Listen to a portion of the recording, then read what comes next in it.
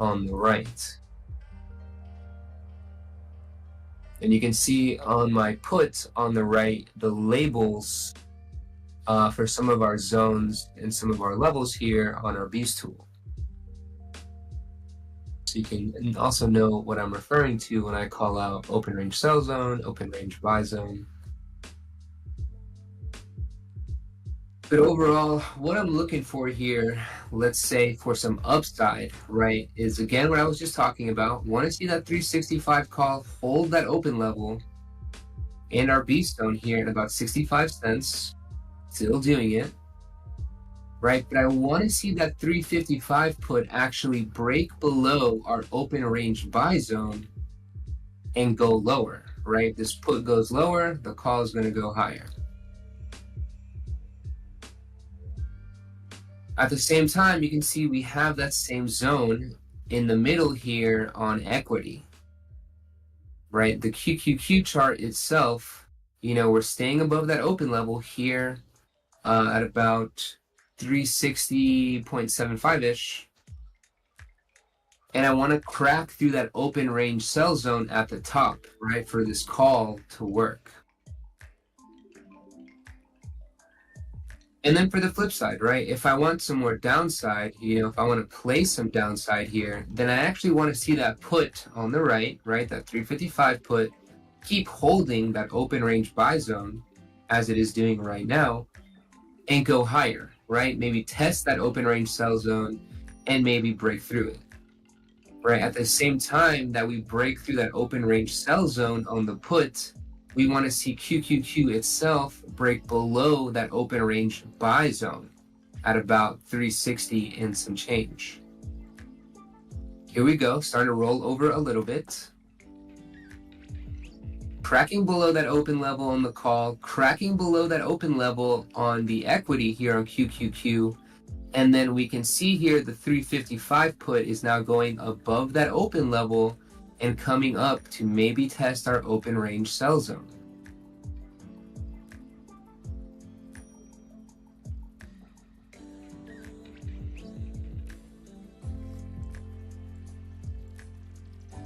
So again, my confirmation for a true move in either direction, is going to involve all three of these charts, right? A call, the equity, and the put. All of them have to break through our beast levels to give me a true confirmation of direction. Until then, we're just chopping in this open range zone right here, right?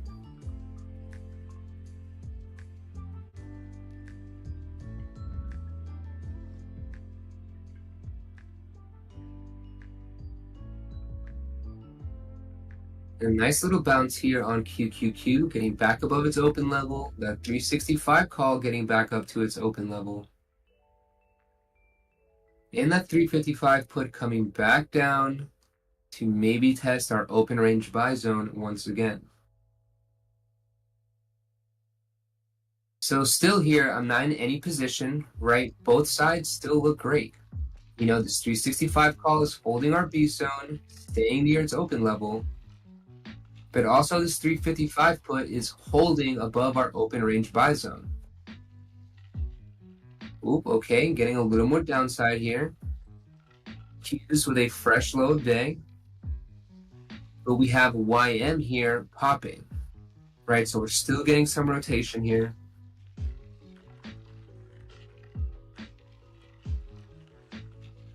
And we still have ES just parked a little bit above 4,400.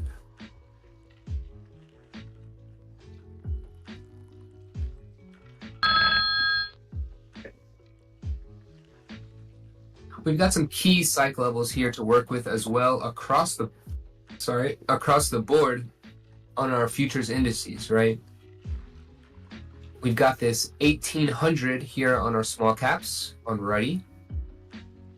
We've got this 34,500 on YM, cracking above it now. Nice push above it right here. And ES, we're just a little bit above this 4,400 here. And then NQ, we've already gone up through and back below this 15,000 key psych level. So you guys always hear me say, right? Just looking for some good levels to put on some risk. Don't know what's going to happen after we get to those key levels, right? But I just know that those are usually good spots to put on some risk, as long as our other stars are aligning as well, right?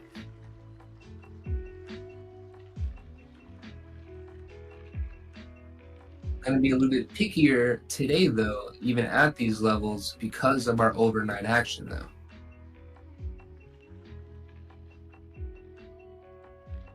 And especially while we're still getting some rotation here.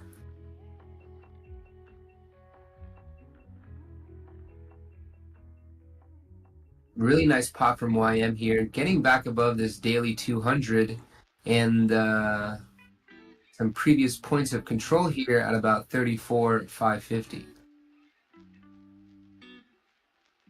But still getting that rotation. NQ coming back down here, putting in a fresh low of day, and just sitting right at it.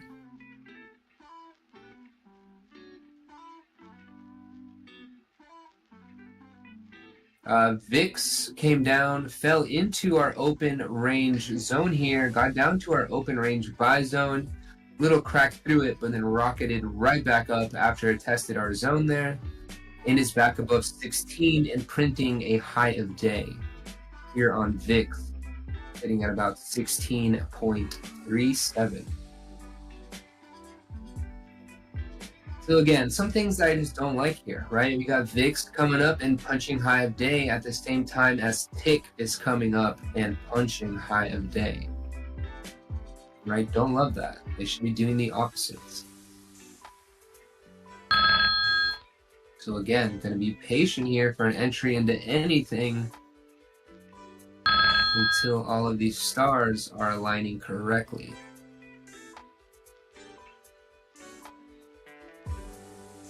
Doesn't mean there's not good trades out there. Of course, you know, if you're a little bit more of an advanced trader, right, you can definitely find some good trades out here. Going to drop this 355 put here again, a little bit more zoomed in for y'all.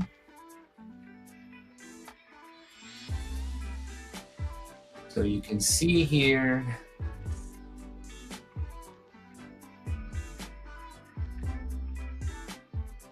we had a nice hold and a nice low of day on this 355 put right at our open range buy zone, and coming up all the way to the top of our open range sell zone before stalling.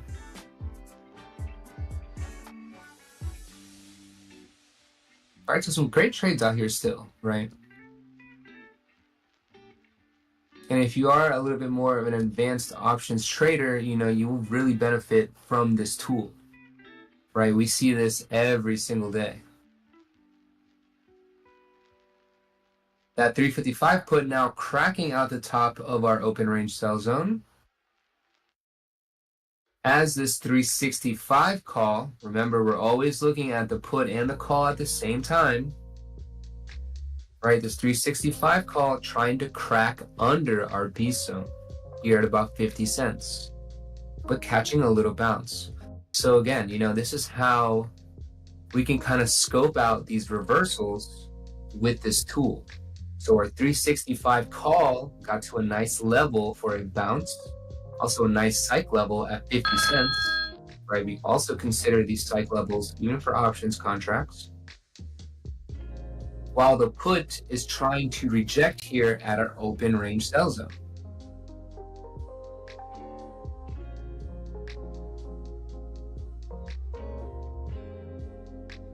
And again, nothing is guaranteed out here, right? It doesn't mean we're going to get the reversal right here, but it is just more probable that this is a location for a reversal.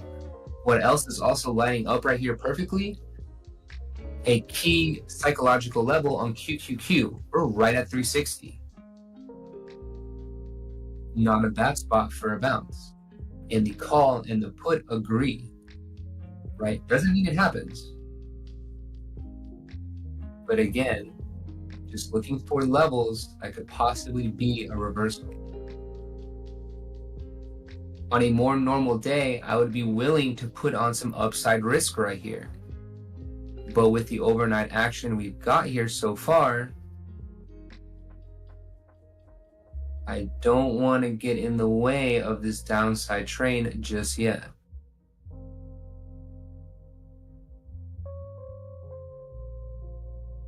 And so here we go, that 355 put cracking higher here, high of day at 57 cents.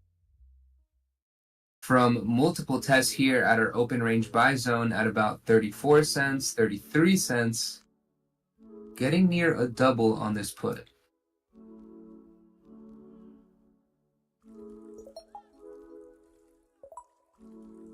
And Q breaking through that pre-market low, ES breaking through that pre-market low. Right, so I'm definitely not going to jump into upside here as we're cracking through these pre-market lows. And also staying hyper aware that we are still near good levels for a bounce. You know, timing is everything with options, especially when we're playing very short-term expiration. You know, I could play some upside here, but really the bounce maybe comes in 30 minutes or in like an hour, but maybe still right here where we're at, right? We're at 44.04 on ES. The bounce could come at 4,400, but that could be in 5 minutes, 30 minutes, an hour, no effing idea, right?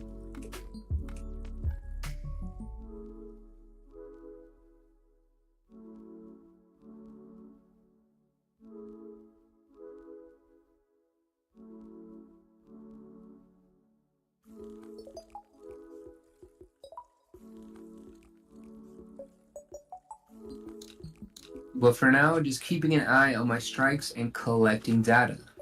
You know, this 355 put has shown that it's going to maybe be a pretty good strike today, especially if we continue to get downside here throughout the day. If we get a slow drip here for most of the day, we're going to catch some pops in between, right? And because this is a short-term expiration option, you know, for tomorrow, a little pop is going to give a decent pullback in that put, right? Could bring us back down to our open level and give us an entry to then continue going lower, right? And the strike has already identified itself as a great strike.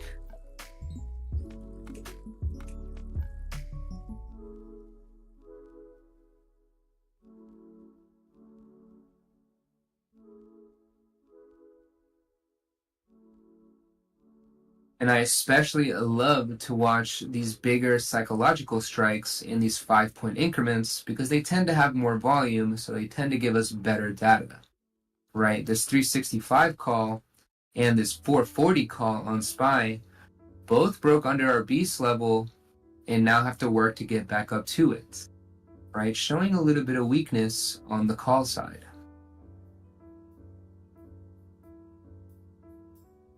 And these puts continuing to look really good here. You know, also have this 430 put up on SPY and giving us some similar price action here to this 355 put on QQQ we've been watching. Actually, even better, I would say. Opened up and held that open level pretty much the entire time. Had a little crack below it here, but just going higher here above our open range sell zone on this 430 put. And again, love that it held above its open level and just went higher. Gonna share this 430 put here in the chat so y'all can see.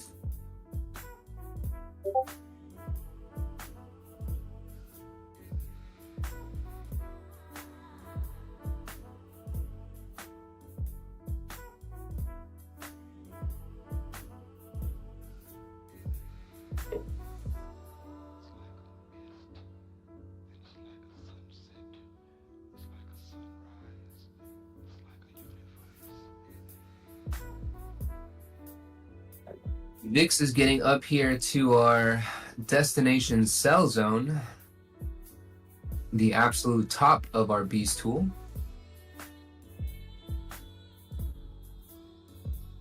So could see a little rejection here in VIX, maybe a bounce in the markets.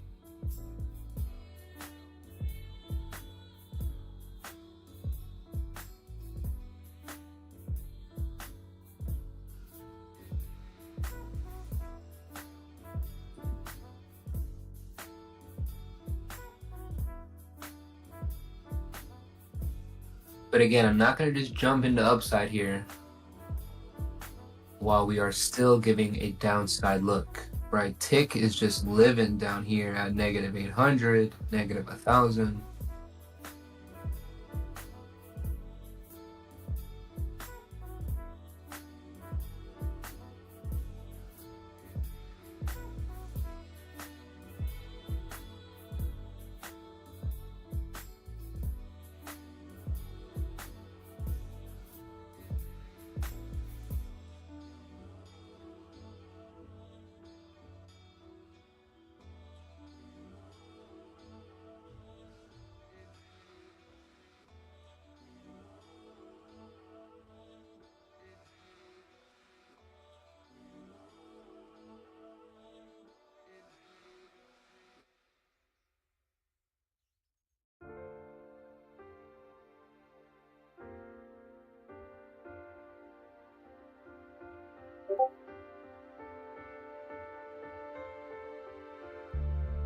So I just threw it in the chat, but a little reminder to our gold members, throw on that beast tool onto your internals like VIX, the dollar, ADD.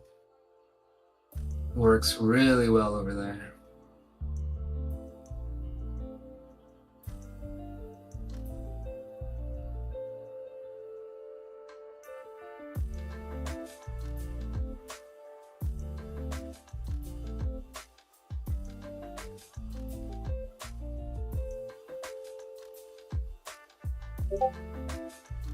Just threw into the chat as well, ADD, another one of our internals with our beast tool here on it. Had a nice little bounce right there at it, putting in a little H. Let's see if ADD can hold here.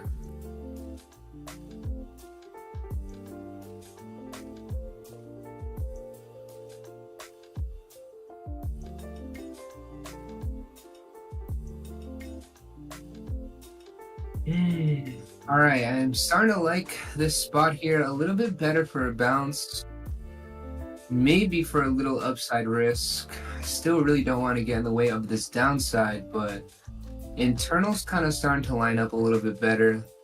If ADD can hold this open range buy zone, if VIX can reject our destination sell zone up here at about 16.6-ish, 16.7. But here we go, NQ going a little bit lower, but ES trying to hold right at this 4,400.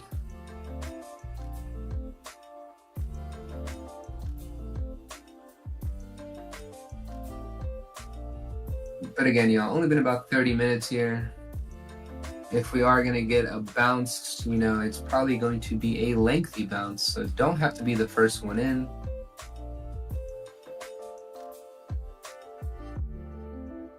Let's see some green candles here first before we try to catch this knife, right?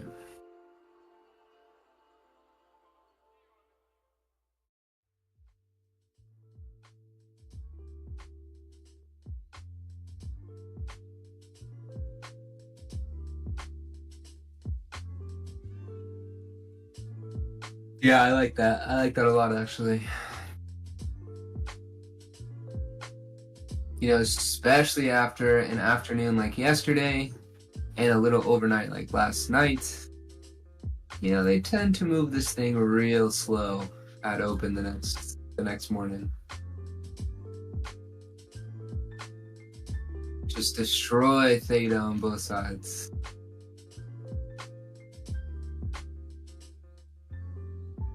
So just gonna keep being patient here.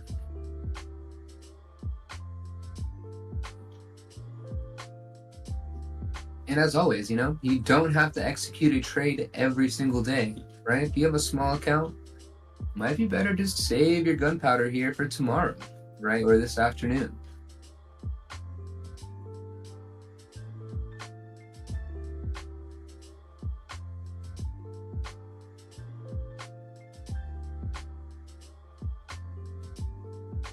ES has an ATR of about 49 points. We are down on ES about 47 points right here.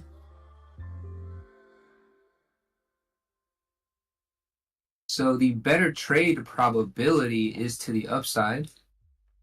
Doesn't mean anything, though. Could obviously continue to go lower, but always just trying to play probabilities here and best risk reward. Right, probably going to leave downside alone here this morning and wait to see if we can build a little base and maybe ultimately go higher here into the afternoon.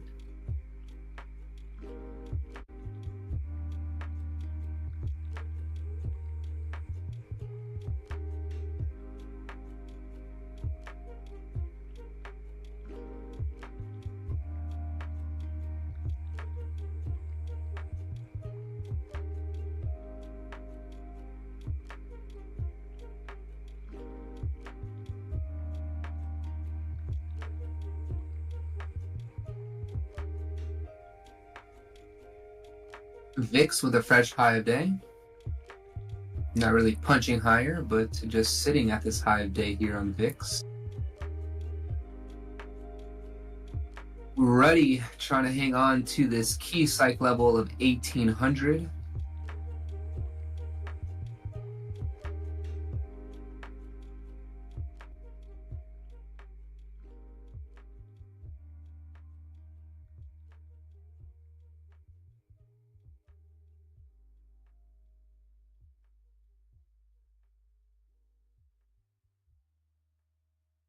And still just keeping an eye on like this 365 call on QQQ.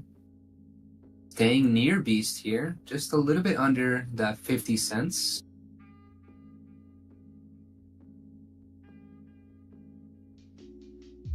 And just continuing to monitor price action here on all of these charts I've been talking about, right? Again, I'm going to go through real quick, looking at these calls, puts, and equity at the same time, right? So I still have this 365 call up, got QQQ equity in the middle here, and this 355 put on the right. So I want to see this 365 call for tomorrow, right? All these strikes for tomorrow. Get back into Beast. It's trying to right now up to 50 cents right here as we catch this little pop. And I want to see this 355 put in a stiff rejection, right? Come back down to this open level. And for some true upside, start to crack under this open level and put in a low of day.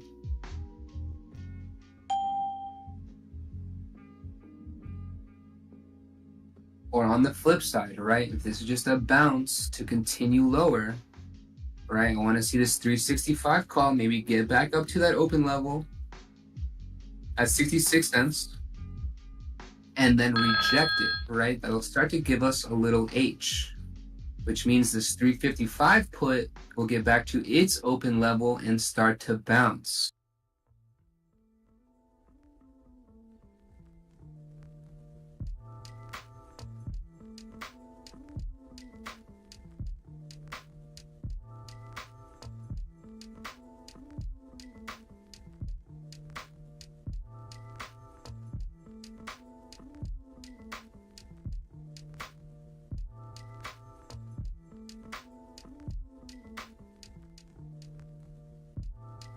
And ADD dripping a tiny bit lower here, still in our open range buy zone. Tick not really bouncing too hard.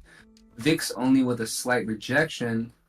So would maybe lean towards entering this 355 put here between 40 and 50 cents. If we are to put in an H here on the market.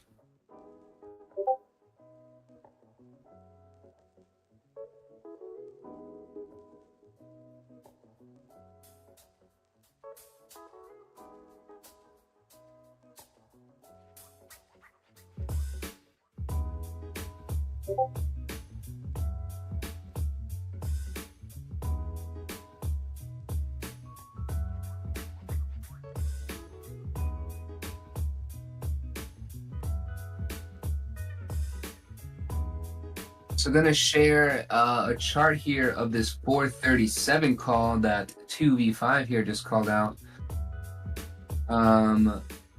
Again, I am looking at tomorrow's strikes.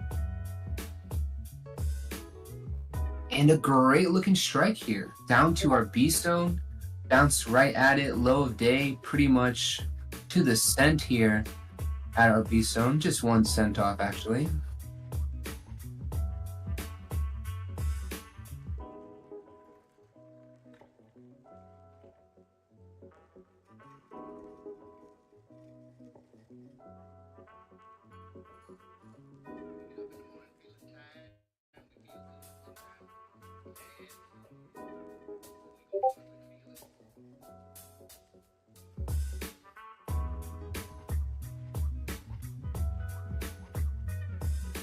Ooh, nice high of day print here on tick. About to tap 0 here on tick. Let's see. Again, looking for a little base here. Maybe we can go higher.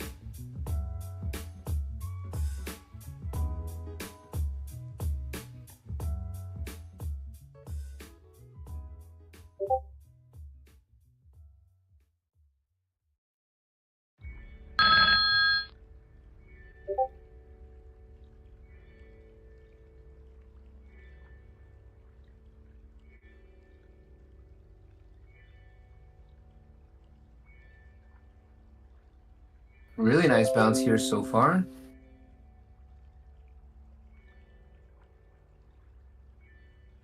Up to this 5-minute 21 on ES, up to VWAP on YM, could get a little H here. Gotta be careful, right? This is a great spot for an entry on puts. This 355 put is back to our open level here at 43 cents. Just came from 72 cents, right? Could easily do that again here if we put in a little H and head back down.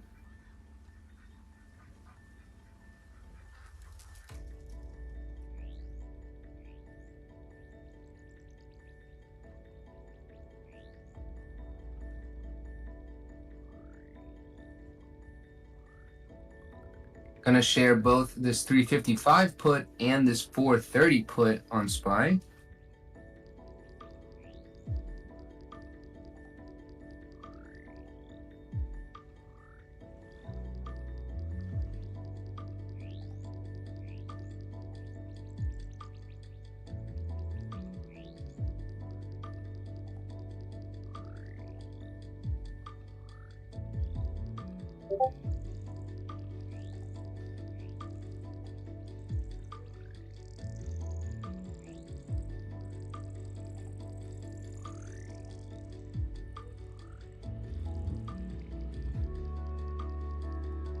So I know, especially, if you are a newer options trader, this is kind of a lot of information being thrown at you. The professor here just shared a bunch of calls. I just shared a couple puts. I've been sharing both this entire time, right? But this is how we watch the flow in and out of these names, right? Got a nice bounce on the calls, which means the puts pull back, right, and get back to great levels for an entry.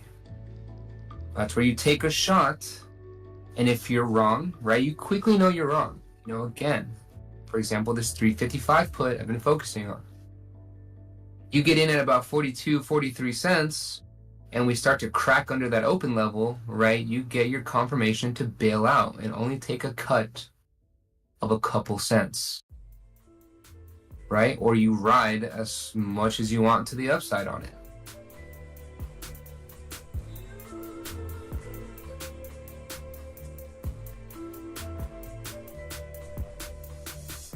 But ultimately, this is how we watch the back and forth of money flow here in the market. And again, we can just continue to get some chop here this morning, and we're just we're gonna keep watching these couple strikes go back and forth, back and forth.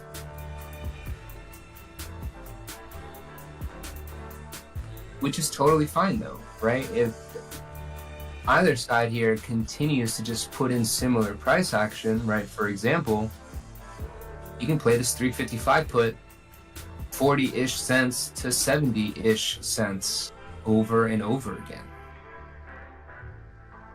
I'll take 40 cents to 70 cents all day.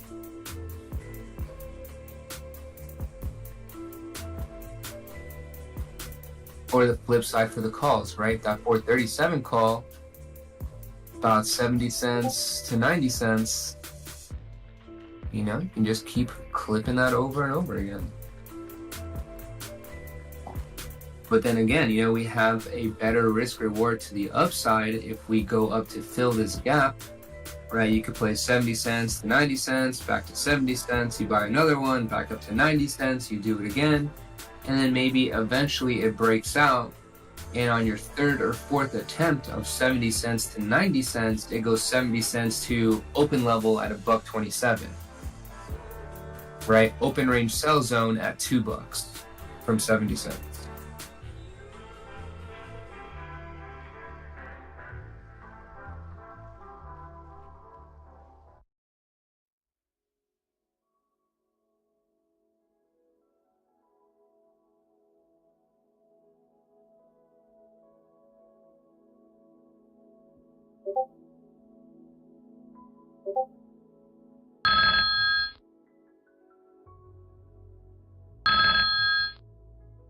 But I'm going to say it again, and just like I said before open, and I've been saying, with this decent little overnight move, they don't have to do anything right here.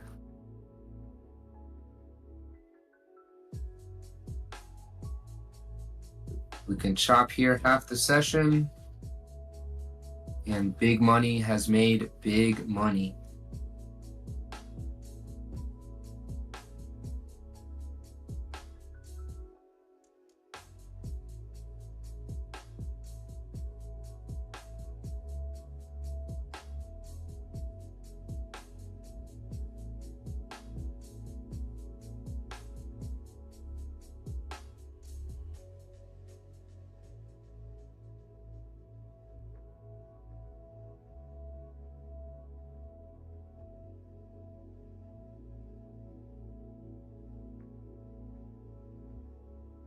Nice break above zero here for tick though.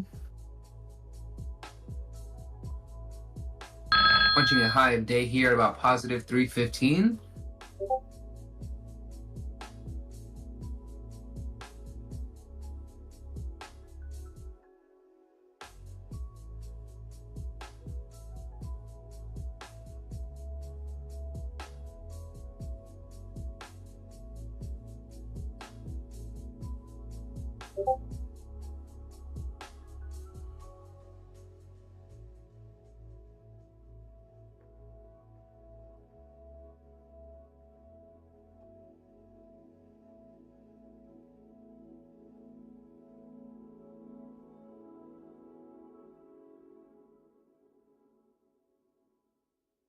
Oh, YM here, cracking high of day. Very nice. YM off that 34,500. Again, off that daily squeeze bottom. Really nice bounce here for YM. YM kind of held up the best here of our major indices in that drop yesterday and continuing to show some strength here this morning. YM only down 0.3% here at this point. ES down 0.8% and NQ down 1.15%.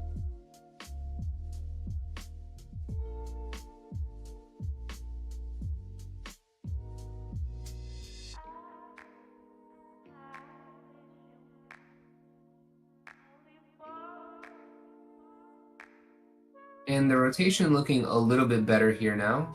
NQ at least not falling while YM is popping. Looks like they're buying everything here. Nice bounce higher here across the board. Really nice bounce for ADD off of our open range buy zone. I'm going to share a little screenshot of ADD here again.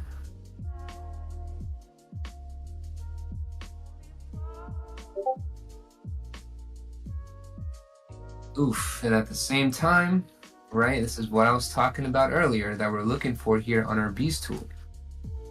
VIX rejecting our destination sell zone, that red zone there near the top in my screenshot at about 16.6. Yeah, buddy, this is what we like to see here. Let's go.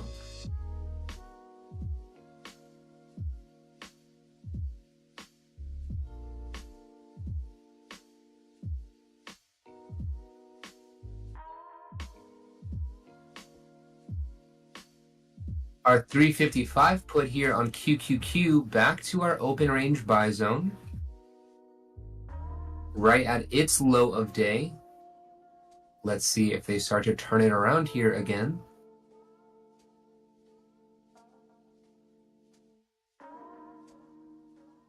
Which conveniently lines up with NQ tapping 15,000 key psych level and VWAP, right? So a great place for a reversal here to go back down on NQ and QQQ.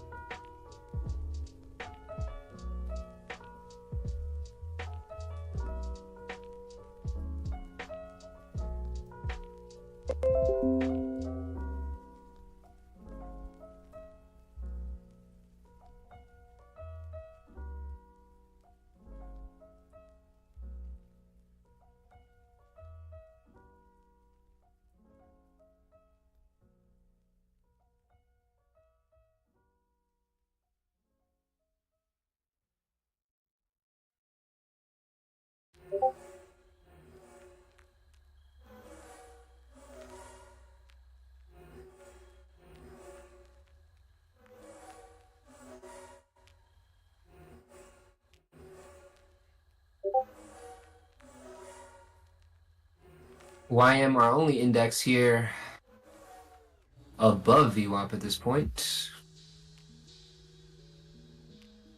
Ew, ADD getting above our open level like that. Little crack above it.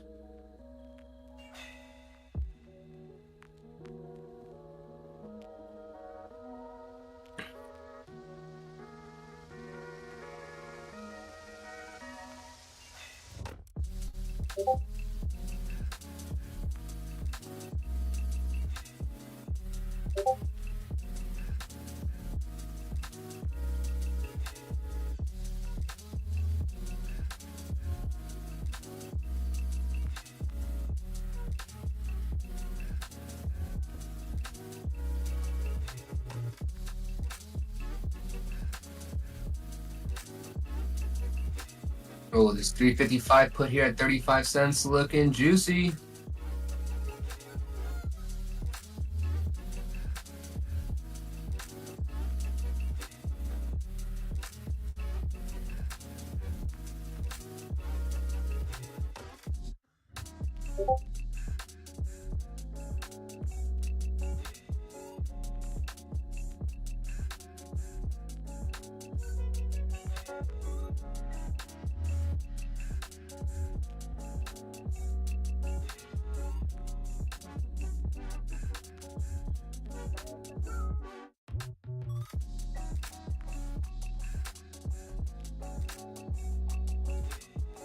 And so again, just using our system here for some account management as well, right? You get in this 355 put here at about 35 cents, right? We're risking at least to go back up to maybe high of day or so. You know, getting back to high of day here would be a double. And we take a small risk, right? Just risking right under our zone. Can cut at about 30 cents or so. Maybe you just risk 5 cents to get up to a double here near 70 cents.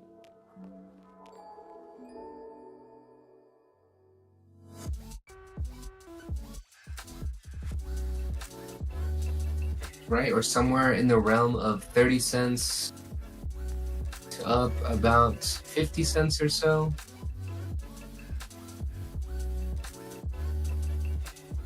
Seems like small numbers, but again, that's like 50% right there.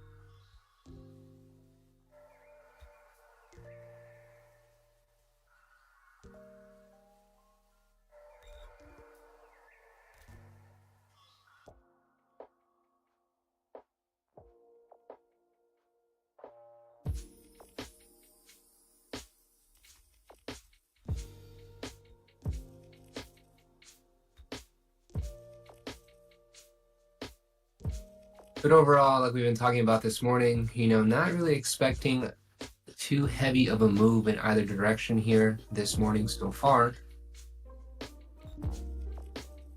So again, any trade here, gotta keep expectations in check, right? Quick trades.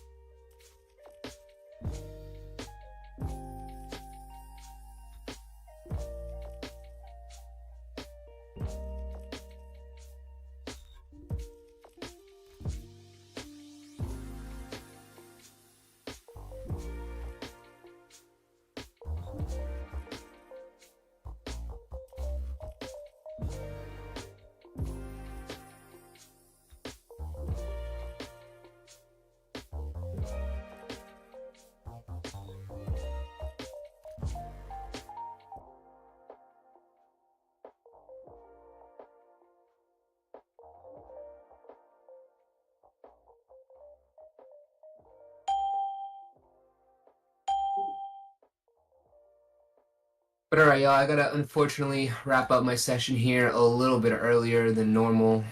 I will be back on the mic tomorrow morning for the open in a few minutes before open, of course.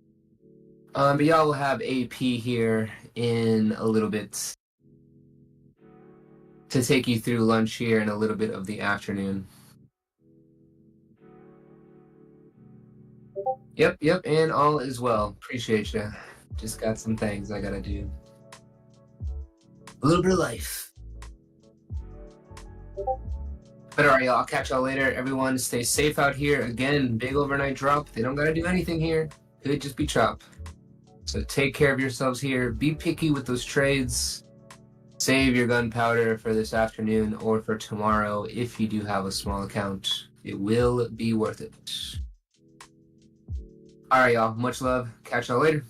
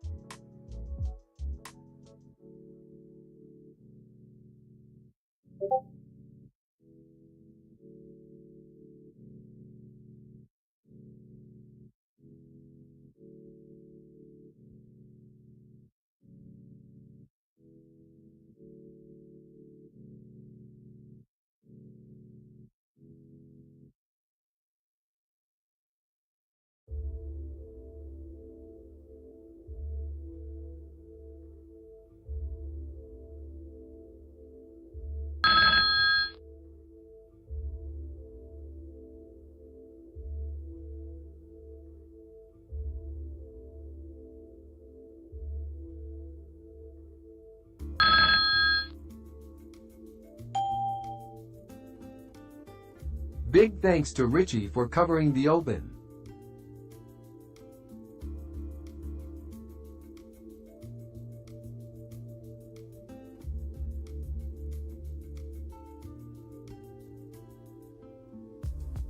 AP should be on the mic in a little bit.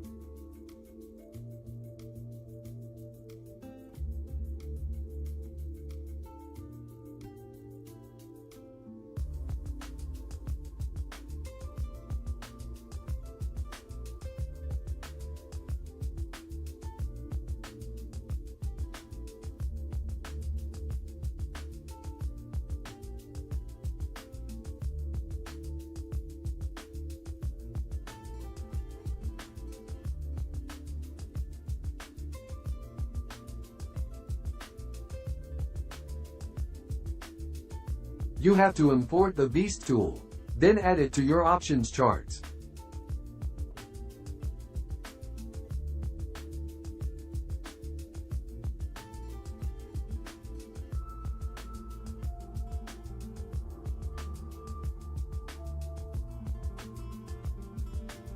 We are looking at tomorrow's options, cause today's 0 DTE options are lacking levels.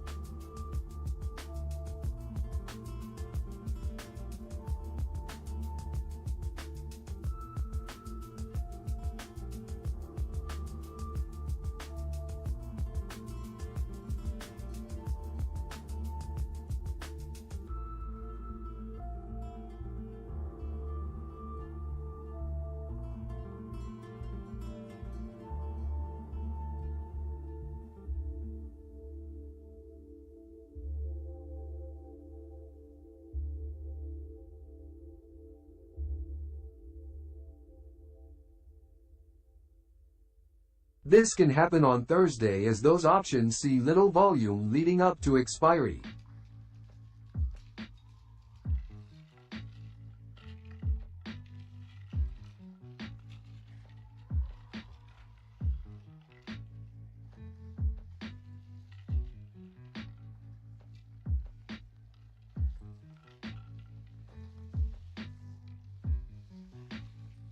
The labels on Richie's chart are from other indicators we have.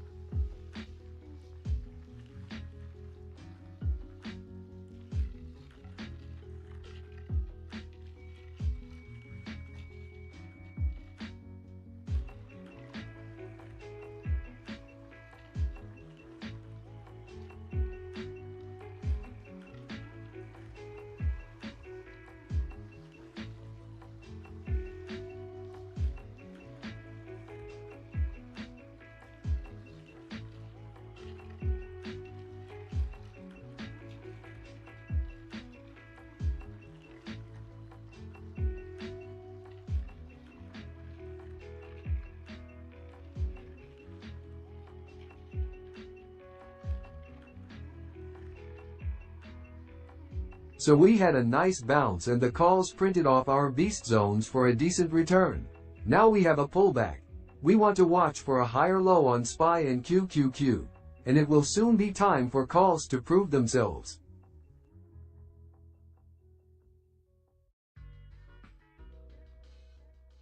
Wait a minute.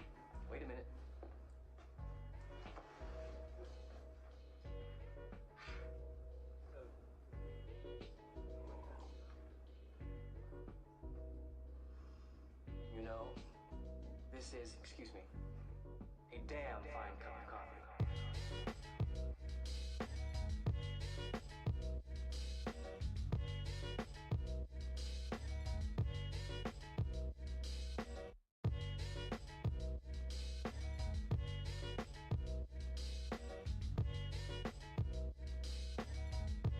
If you look at my call charts in the stream, the trail line is diving to price action in these. This is a time thing, and when it meets price action it will reject or break through to make the trail support. For the calls I mean.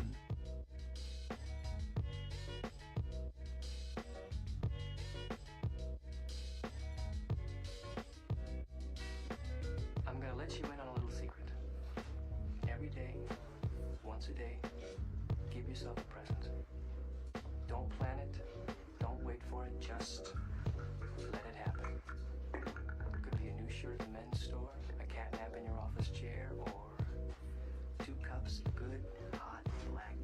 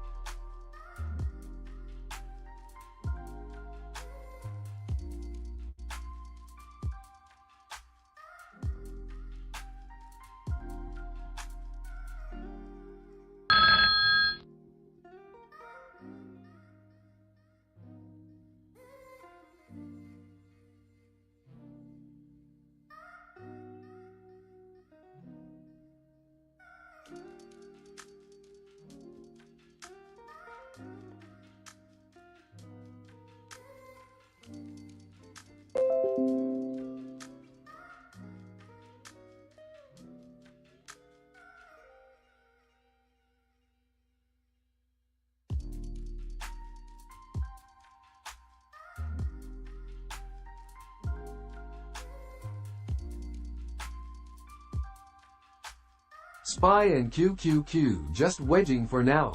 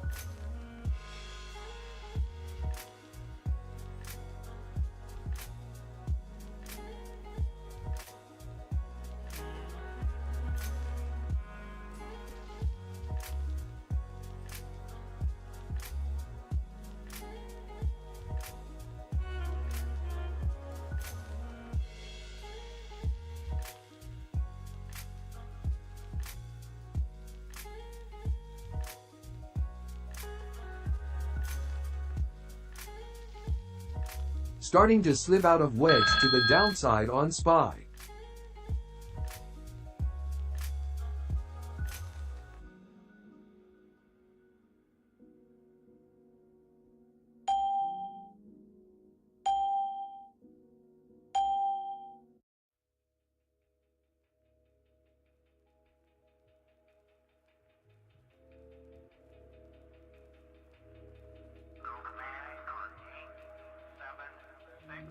We have main engine start.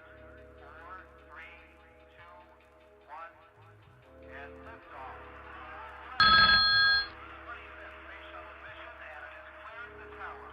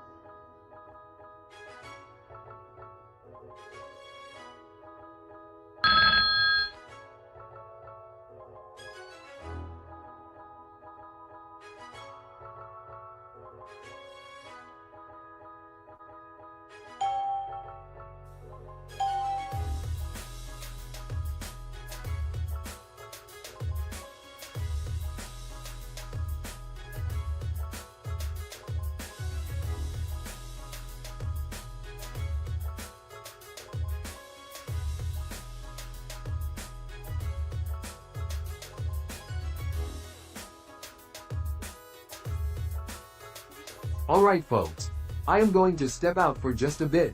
We should have AP on the mic in the next 30 to 45 minutes.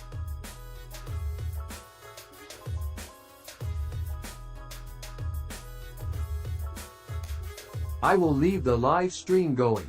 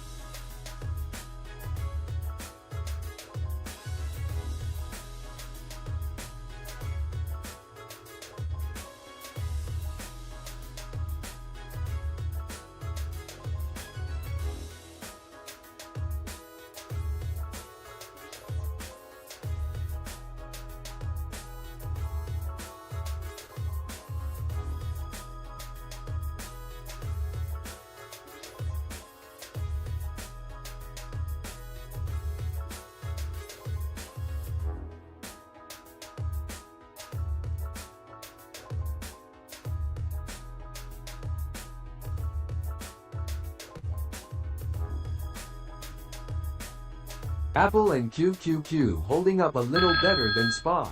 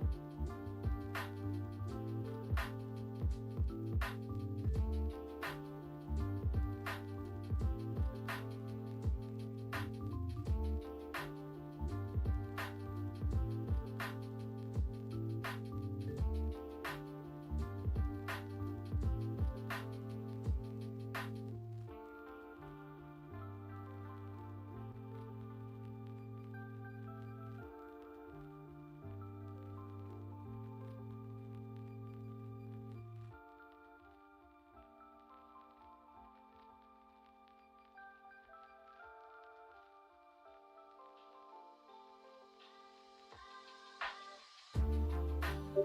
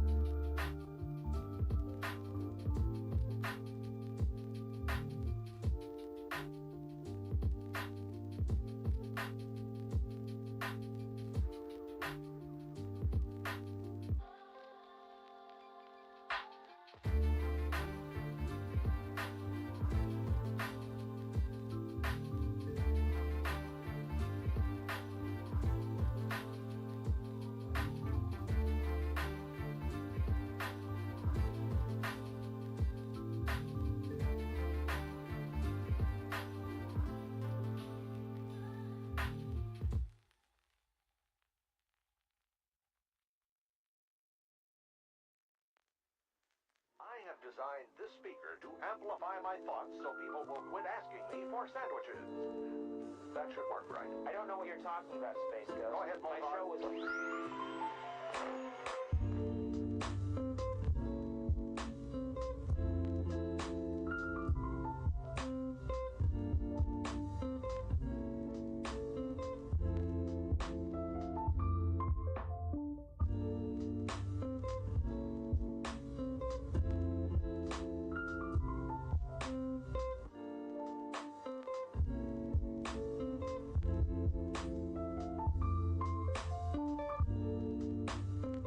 Yeah, we poked you with sticks till you fell down. Remember?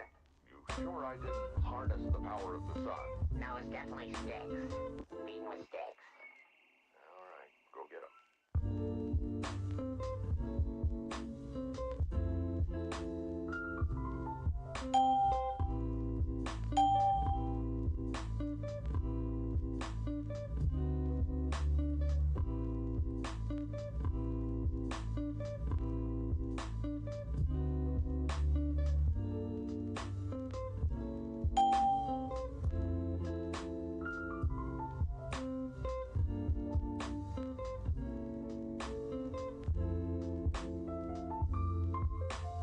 How's it going, man? Ow! Ow! Not there! Ow! Ow!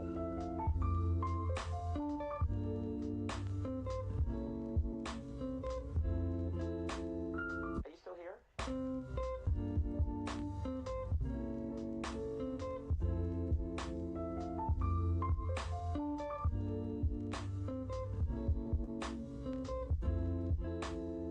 Welcome to the program. I'm sorry. I thought the show was over. It started? Yeah, oh yeah. Oh, okay.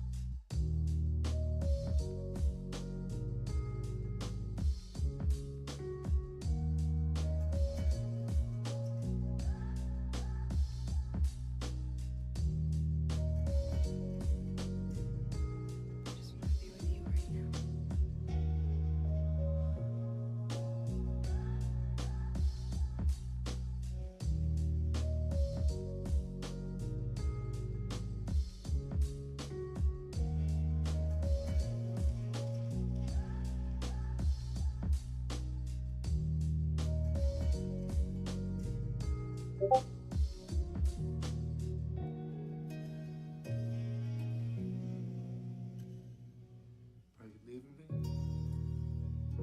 We're all leaving.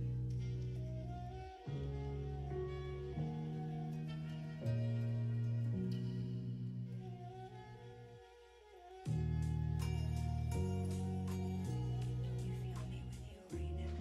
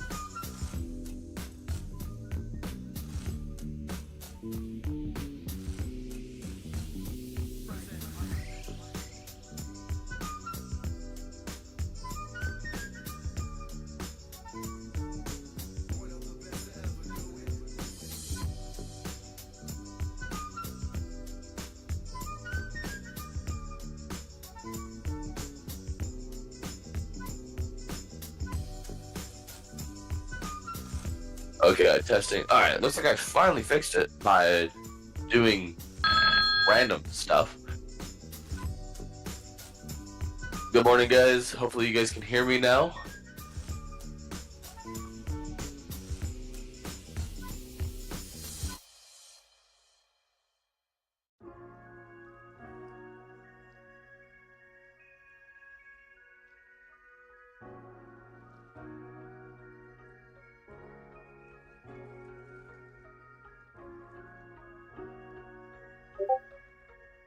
Morning, morning. Hopefully you can hear me.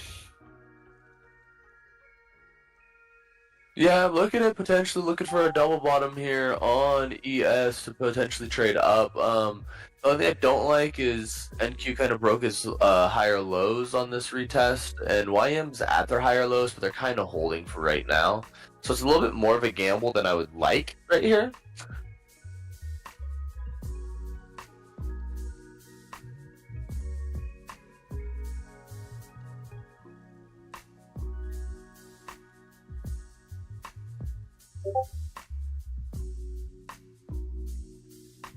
I do think we have a higher probability of breaking support this time, considering NQ has broken its higher lows and still has a ways to go to get to its double bottom.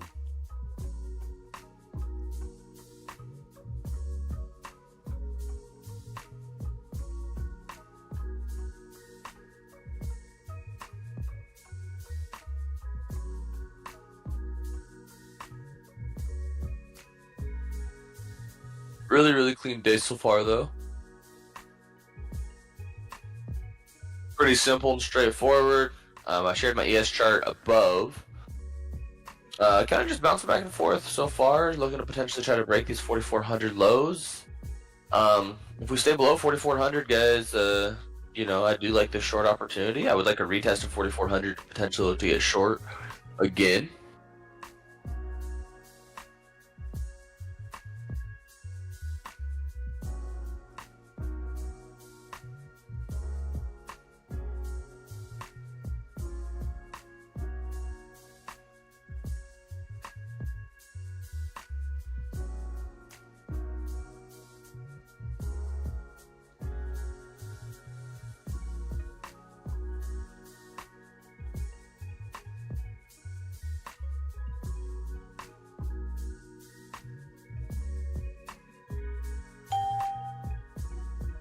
We do get a pop here. I will be looking to allocate some short risk.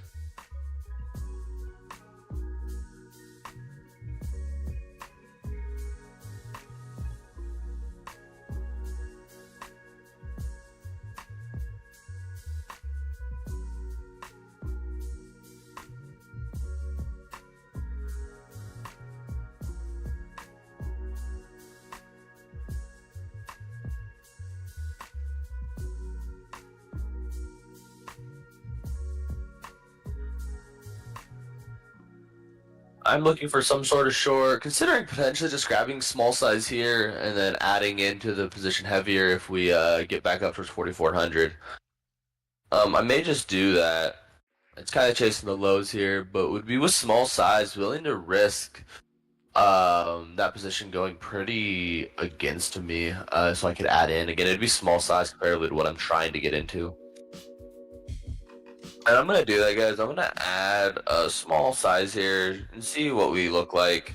I have my stop at 4401, so and again, I will be adding as we pop, or just writing a one lot down, down further. We do have NQ kind of approaching the lows as well, so NQ could try to possibly double bottom.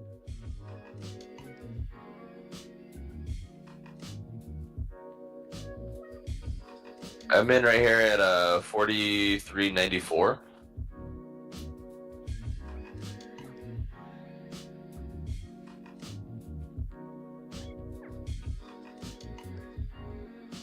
Again, guys, I'm small size here. No stress, no worries. Looking to see if we can try to get a pop back closer up to 4,400. Where I would really want to start to allocate my position.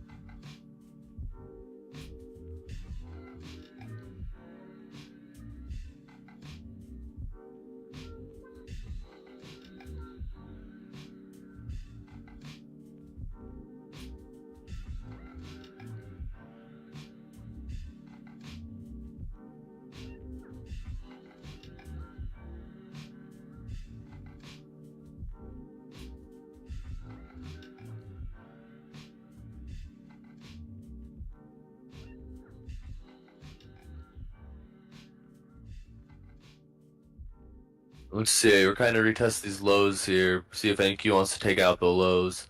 Again, if you guys have my chart, I do have NQ kind of holding that pivot that it held really cleanly earlier this morning. And kind of at it now. So we're asking for it to break here. That's why I'm small size. Nothing in, not in crazy size yet. Not even fully sized into where I would want to be.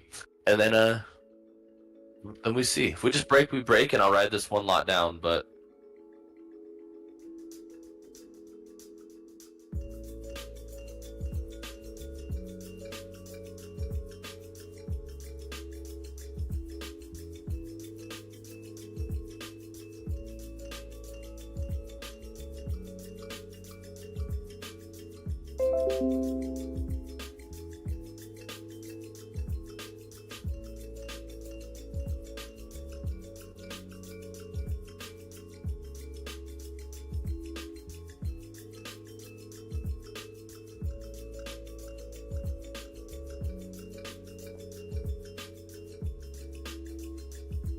I posted this earlier, but this is a target I am watching downside.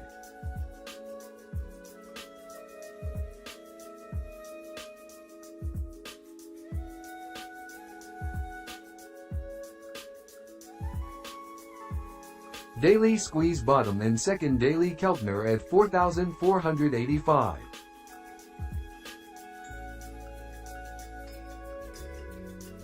definitely possible. And my aligns with my next target as well. My target's 86. So let's go get it. Let's go get it.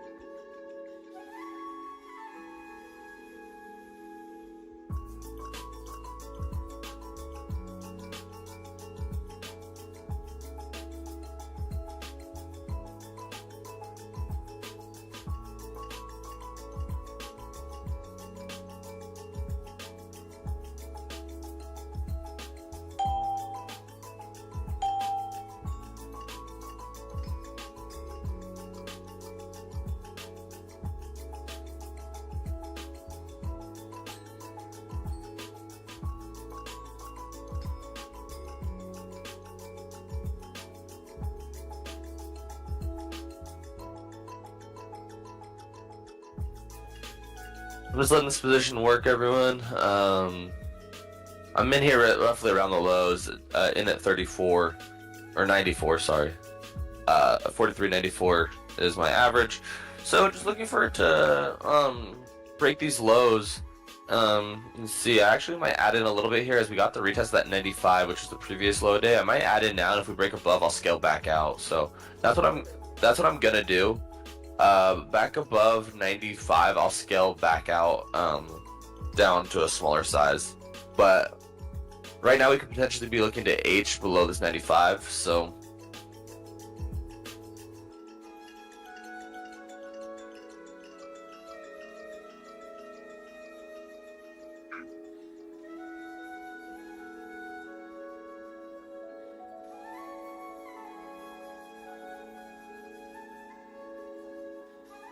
NQ again is trying that bounce.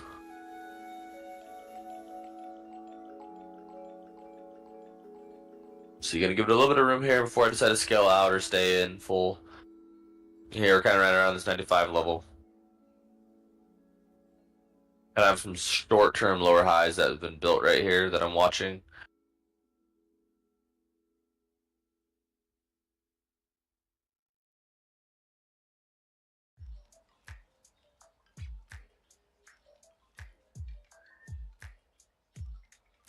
YM is kind of below those lower highs I was saying that we were holding earlier, so as long as it stays below that, that could look good for continuation as well.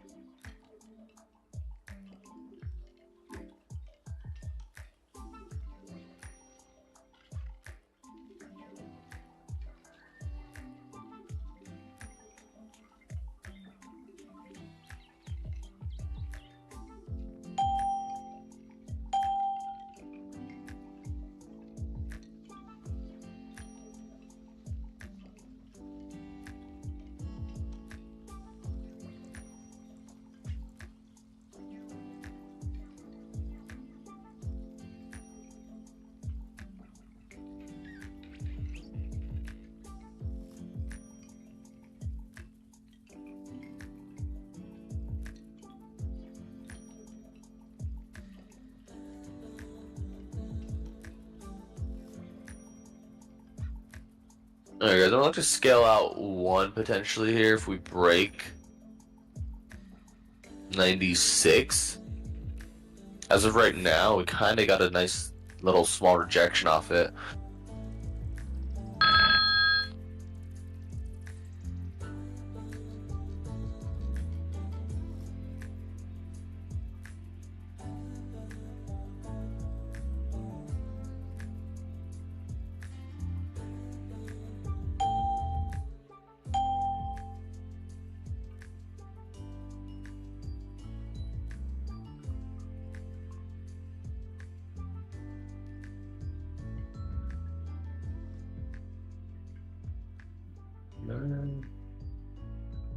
Okay, okay.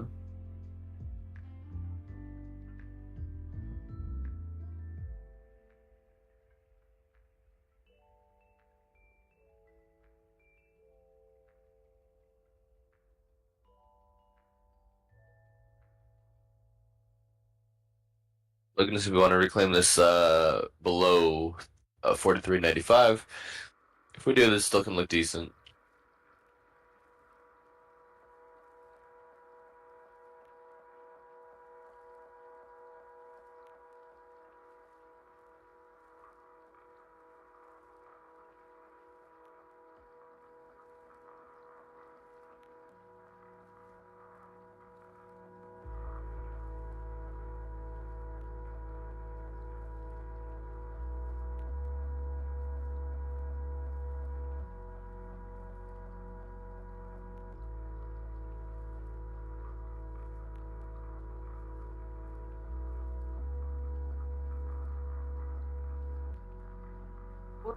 Alright, I'm gonna scale back out here.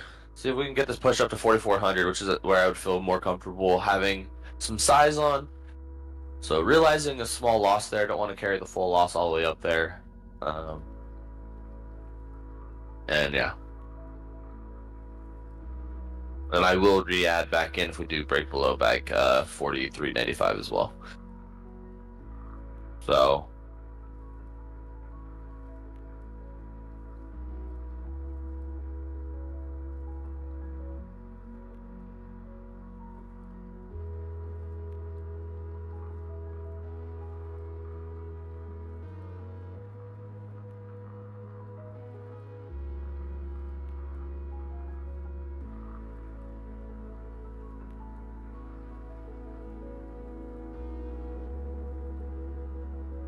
even though I am short, guys, I am kind of hoping for a little bit of a pop here. I just think it'd be better to allocate the heavy risk. Another thing you could do is you could fully exit the position as well. It's another thing that you could do. I actually may do that here, just realizing the small loss. But it hasn't really started to fully pick up the steam that I wanted it to get up there. So I may just look to keep this here and potentially just add here. Add back in if we break below 95.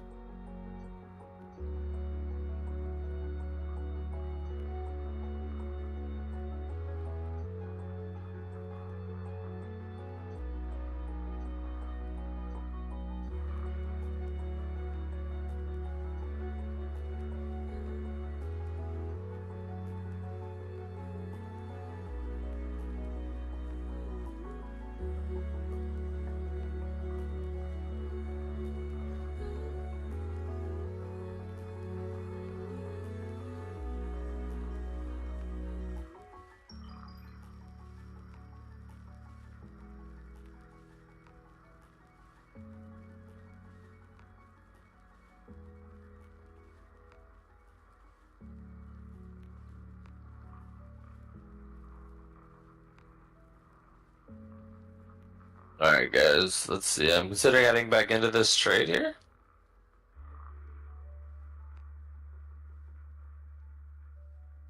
Order filled. Alright, I just did anticipation that we'll get the H now. Again, I could be getting faked out again. Obviously, I hope not, but we could get this goal now here. That would be great.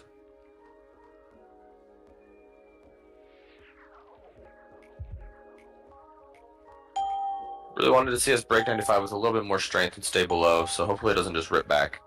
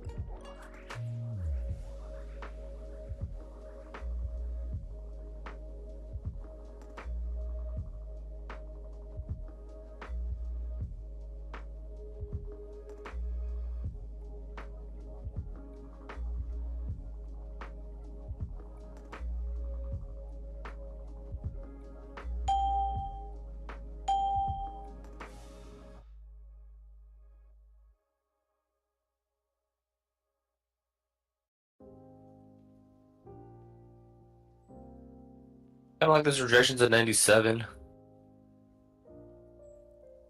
As these golden EMAs start to creep a little bit lower, guys, I potentially would just look to stay in this position even if we pop, risking 4,400. Probably just still adding there as the last resort, but this price action is not horrible here. Just needed to go.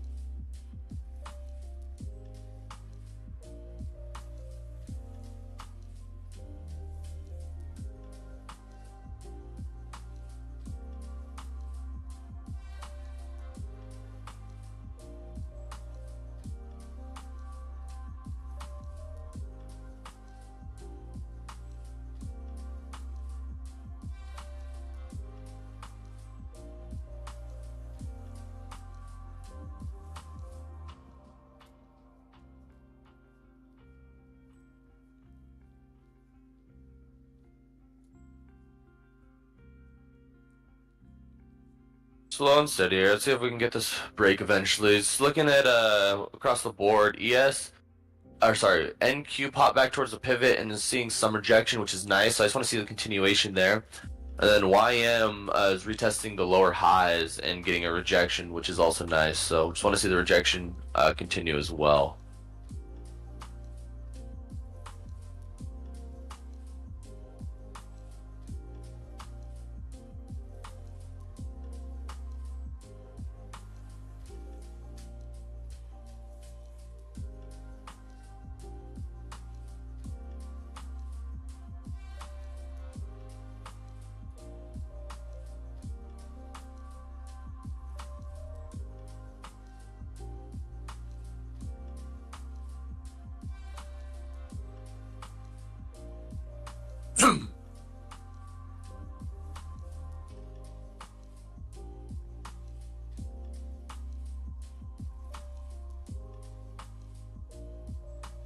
Right now, kind of just bouncing right at the average here for myself. Also around these lower highs created at the low day. I'm not too worried about that right now.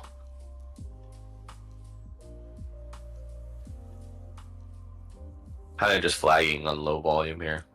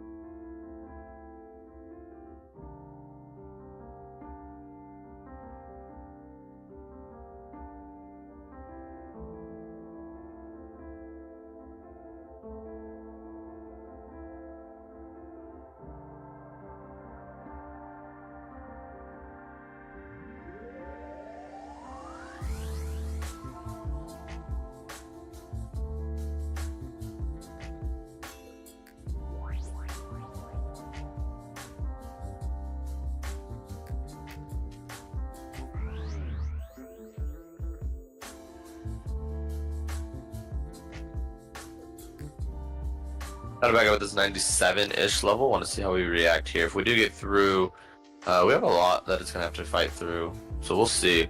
We could try to break out of this wedge though. I just don't want to see too much volume come in on a break.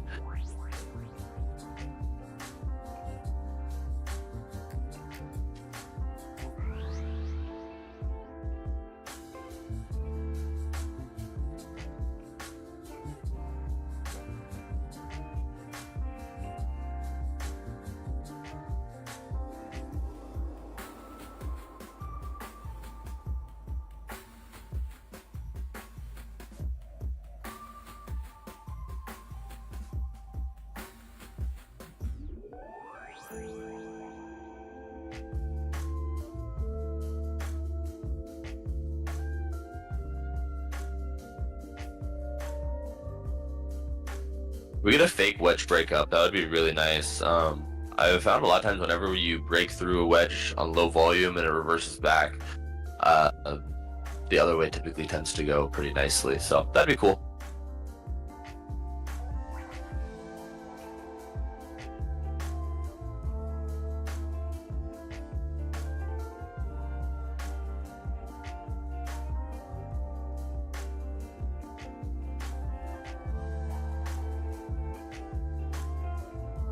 NQ again rejected the pivot.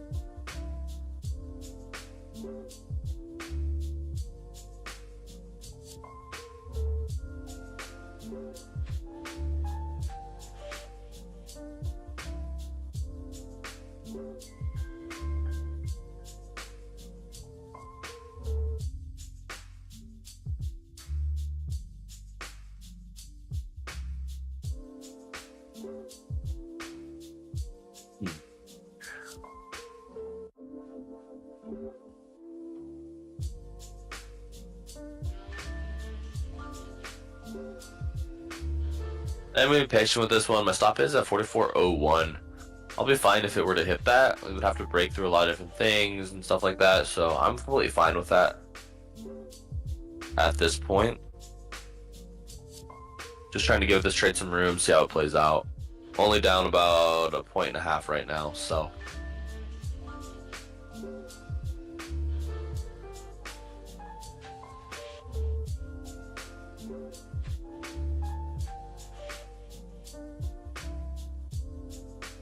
Oh.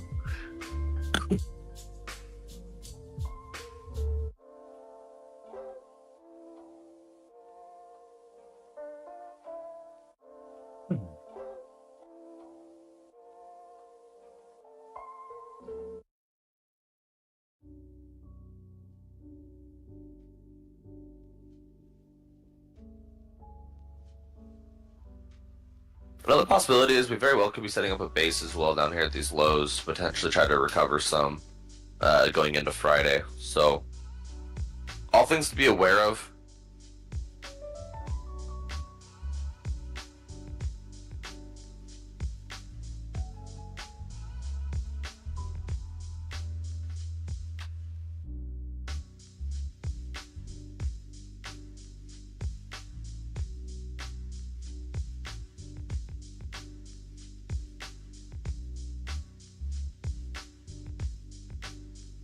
Still not seeing much volume step in here. Waiting for that volume to step in, whether it's upside or downside, and really try to attack that move potentially.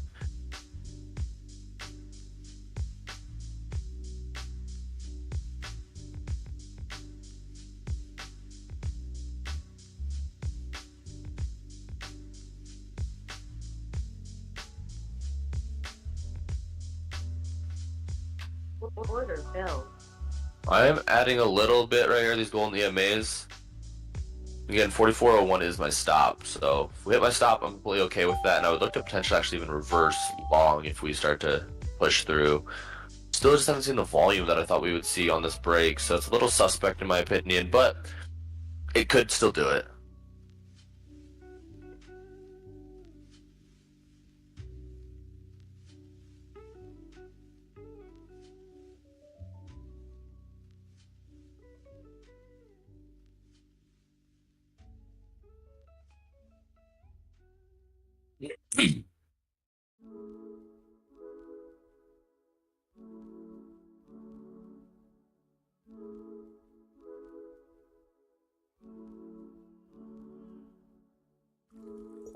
We are very close to my stop, guys. We may hit it, which, like I said, I will look to potentially reverse long.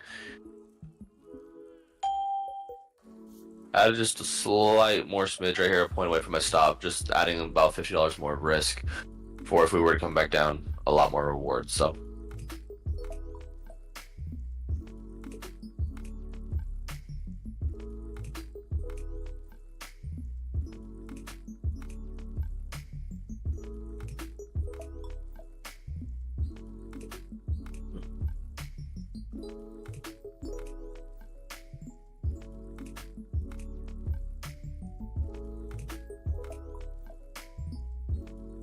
My average is at 43.96.5 now.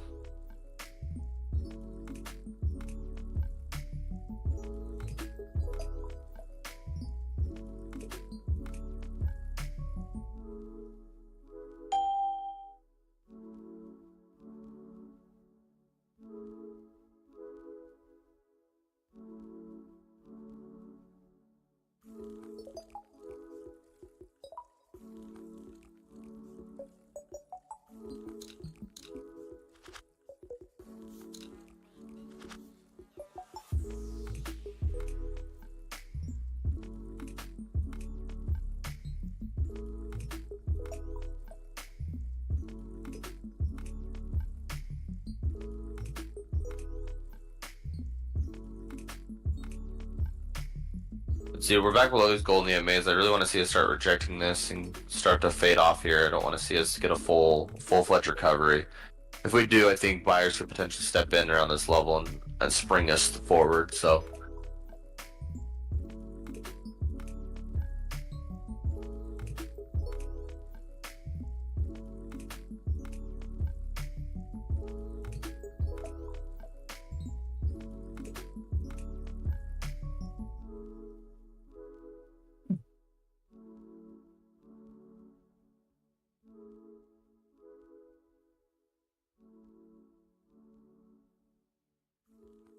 Yeah, I thought the low volume was super suspect on that push up. We pushed up a little aggressive with low volume for me to really believe in it. That's why I added in a few times down there. Now I'm green on this trade. So a low a day push, guys, would get me absolutely paid. That would be awesome.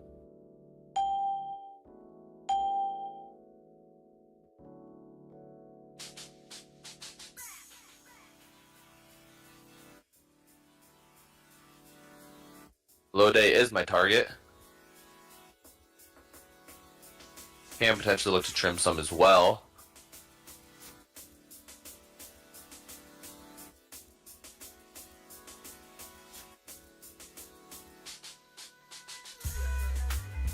I might be a little bit greedy actually and put my target slightly below low a day, see if we can get that low a day flush. I think we can.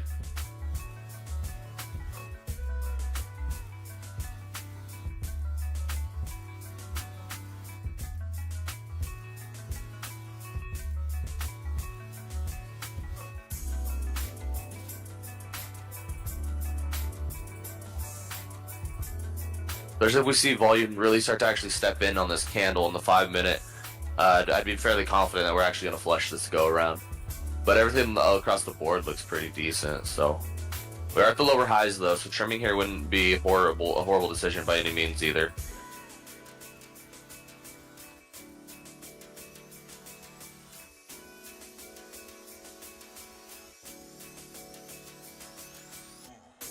But just gauging up volume, this is one of the more real moves we've seen over the last 10 or so minutes. The upside was low volume. The next 2 minutes will start to tell a lot about how much buying or selling pressure is stepping into this area.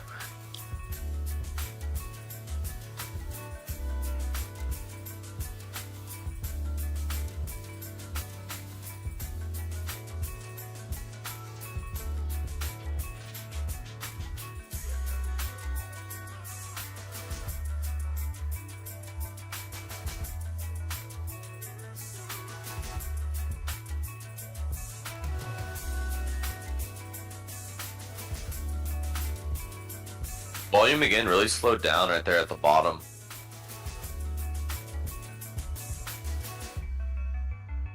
See if it wants to pick up to end this 5-minute candle here and push us back through.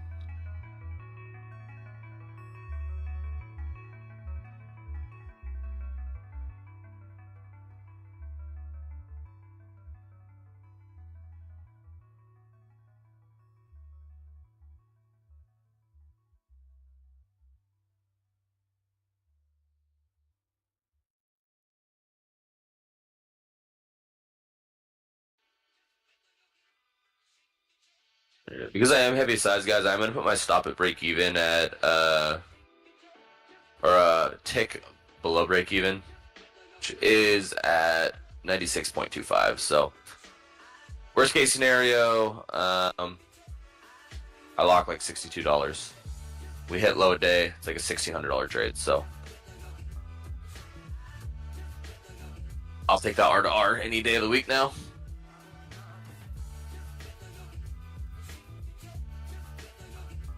Or actually, low days, not 1,600. Low days like 1,200, but.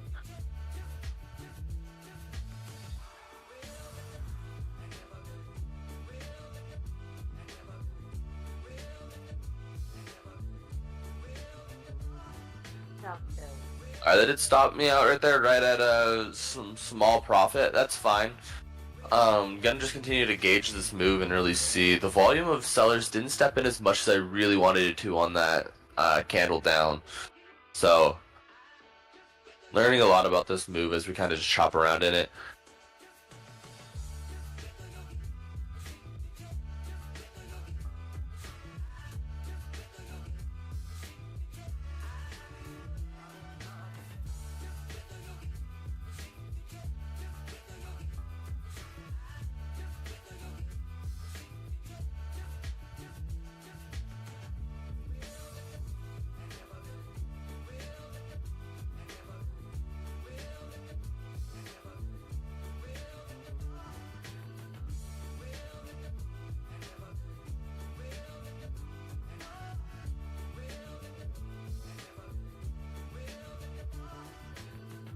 Interested to see how long we stay kind of in this consolidation area, which we should see some sort of move either up or down from here. So it's all about patience here at this point.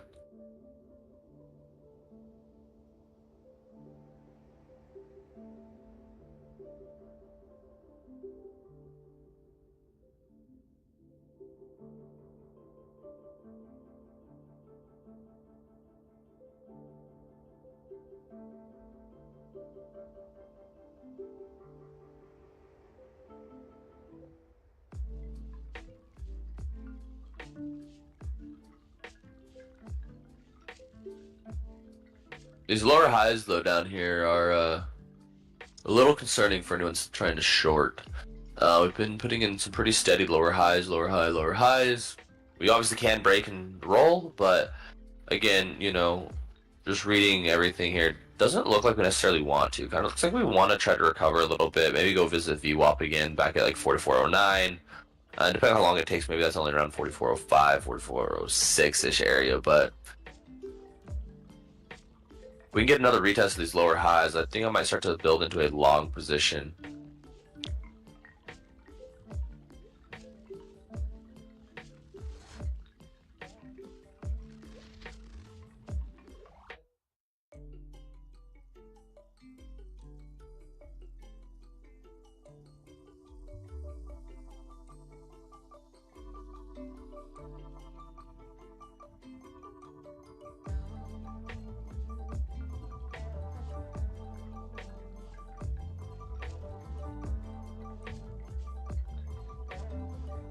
Just 5 minutes looking like it potentially wants to try to hammer down, but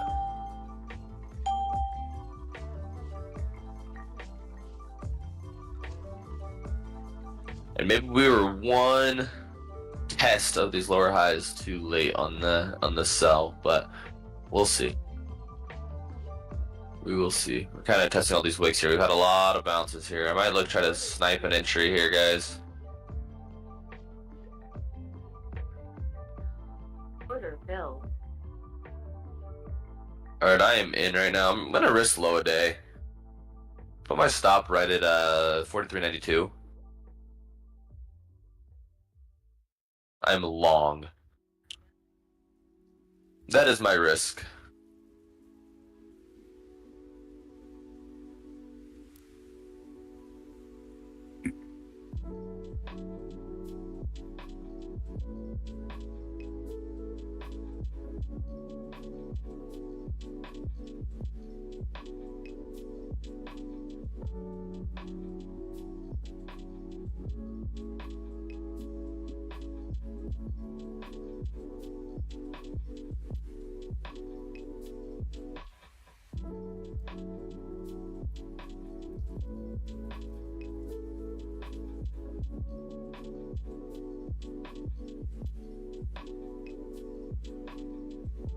There we go. We push this to like 96, 97 level.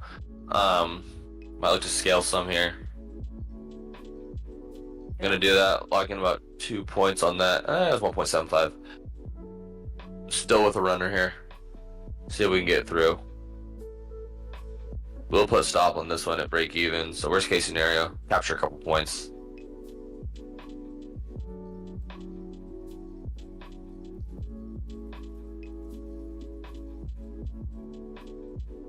There's also something I just like to do when we're in a wedge or a range.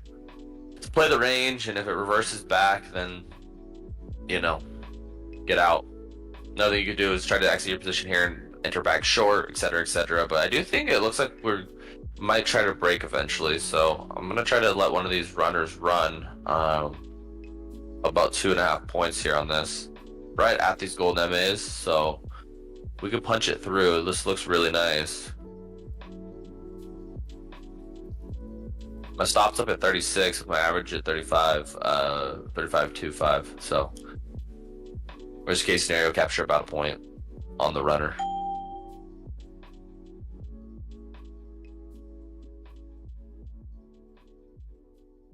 Order I'm actually gonna get out. I don't like the way that we're rejecting the Ichimoku Cloud Top and these golden EMAs, so just gonna I accidentally add back in. Meant to close. Order. Alright, now I'm officially out. Again, just wanted to capture a couple of points there. I do think we can try to go through, maybe try, like I said, work our way towards VWAP, but the way that we were just rejecting that 98 level with the golden EMAs and the Ichimoku Cloud right there, I don't want to play that game. I'd rather just lock in some profits and be able to sit in a trade longer once it starts to unfold, because I've built profits in the range itself.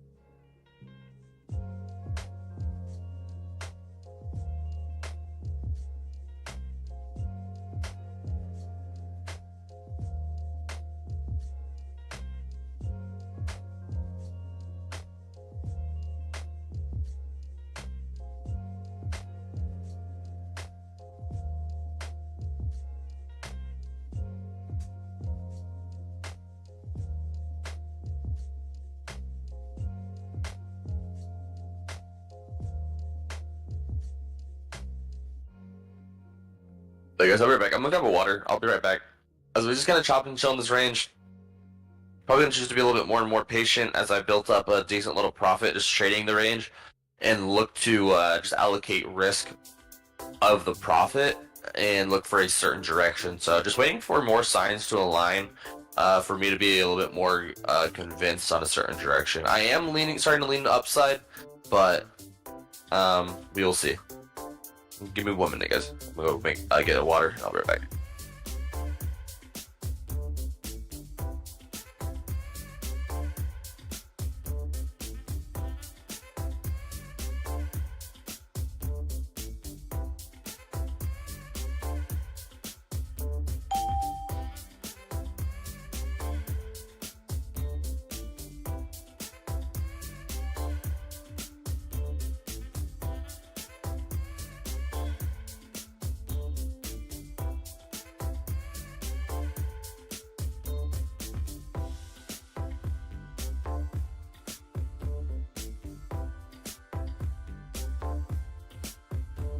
Alrighty, I'm back.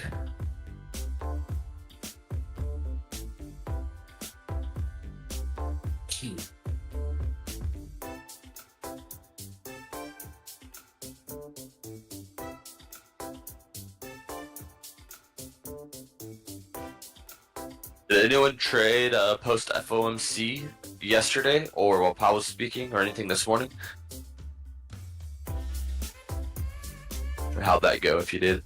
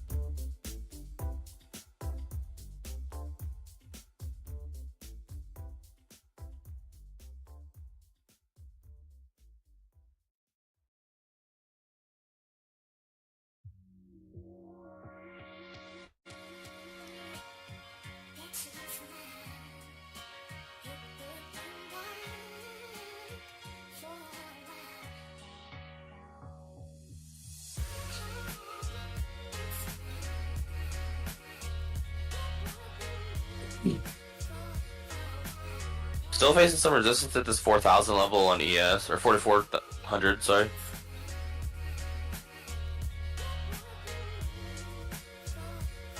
If and when we punch through, we should be able to potentially pick up some bidders and pick up the party. NQ looks pretty well, guys. It double bottomed really nicely when I said it was that pivot, and it's gone basically straight up since then. So.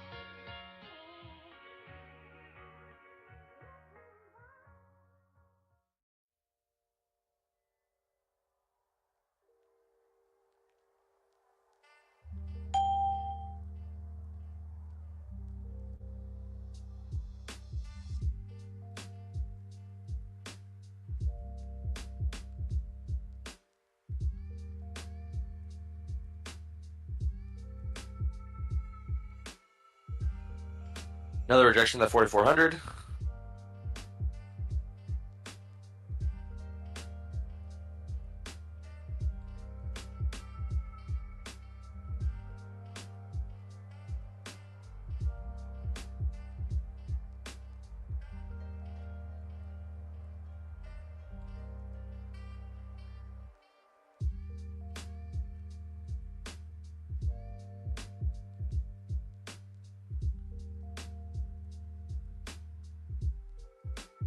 And there it is, guys. We're still seeing those harsh rejections off 4,400, which is making me more hesitant to take that long, especially at the highs, you know.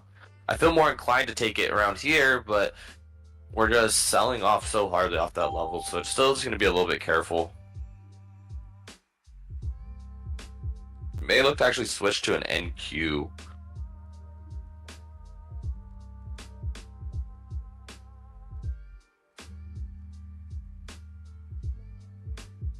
Order submitted. Order filled. Stop filled. Oh, I had the wrong, I did that last time too.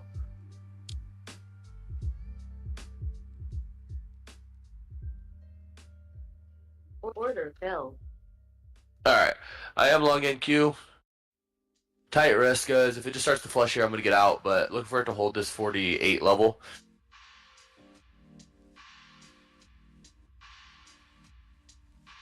Order filled. Have my stop at 45.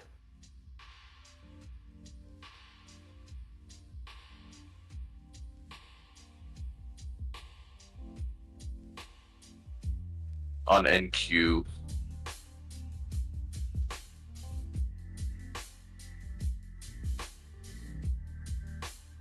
See what it's got. See if it could bounce here. Again, just trying to play this pivot hold. Pairing it with golden EMAs, pairing it with ES, trying to hold the lower highs as well. So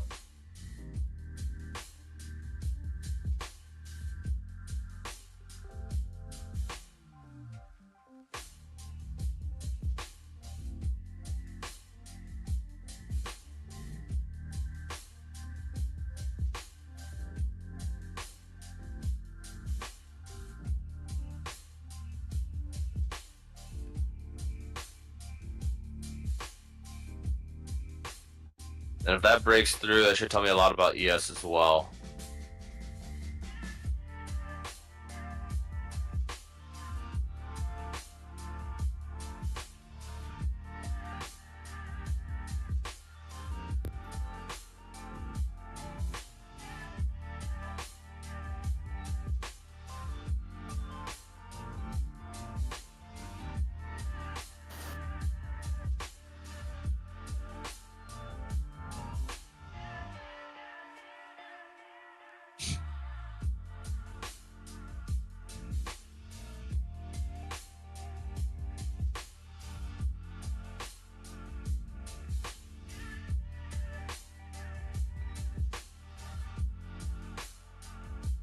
There we go, NQ. See if this 5 can flip green. I want to see if we can hit 60.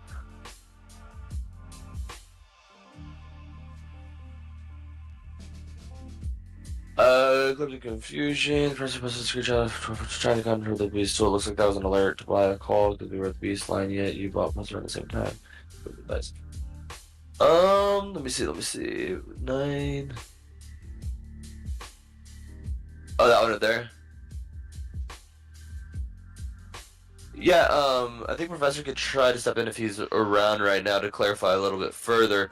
But he was saying there was a further downside target down at 44.85, which we weren't there yet. That was still about 7-8 points of downside left. We were at some squeeze bottoms right there, it looks like, that we were potentially trying to hold. I was anticipating we'd break through. And again, I've kind of been playing both directions in this range. I haven't necessarily just played downside. I'm in a long right now, actually, on NQ. And I may have just missed my exit on that pop, but hopefully we get one more.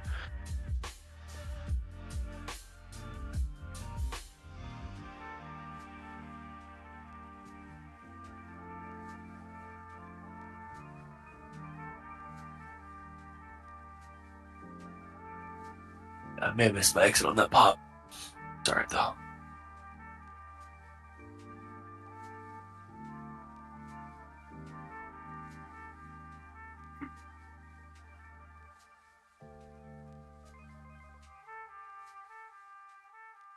And ES is really starting to break those lower highs for the first time that we were talking about. We can get one more My pop. last screenshot was just showing some downside targets if we keep slipping where we could see a bounce. We haven't got down to those levels yet. It wasn't a call out or alert to get in calls.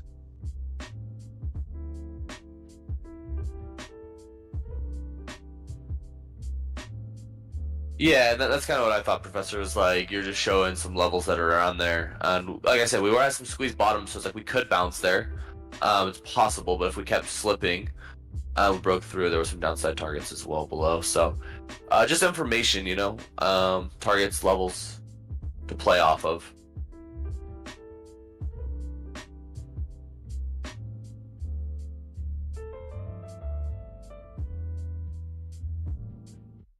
Then you can get the spike through. I'm looking to take some small profit on this probably.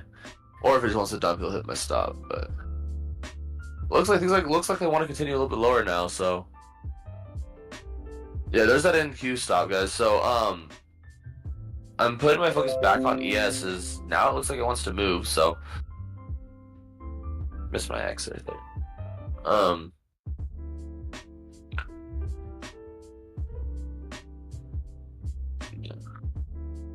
Of course, NQ wants to wick me and go, Gotta love trading sometimes.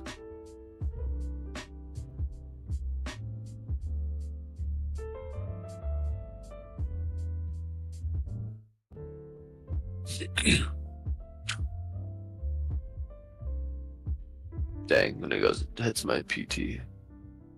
There's a point short.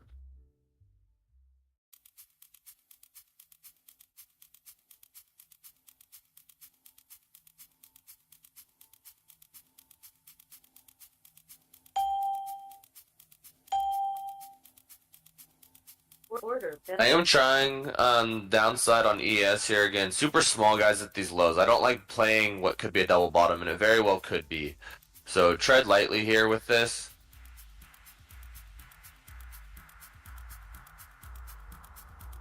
Super, super, super light size.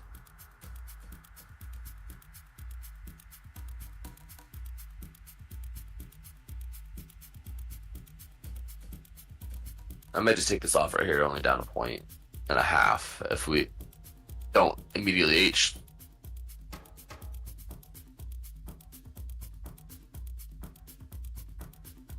Order Yeah, I'm gonna take that off, guys. I'm gonna take a 1.5 loss. That's no big deal. Again, guys, we're seeing some extreme volatility in this relatively tight range, like 7-point range. So.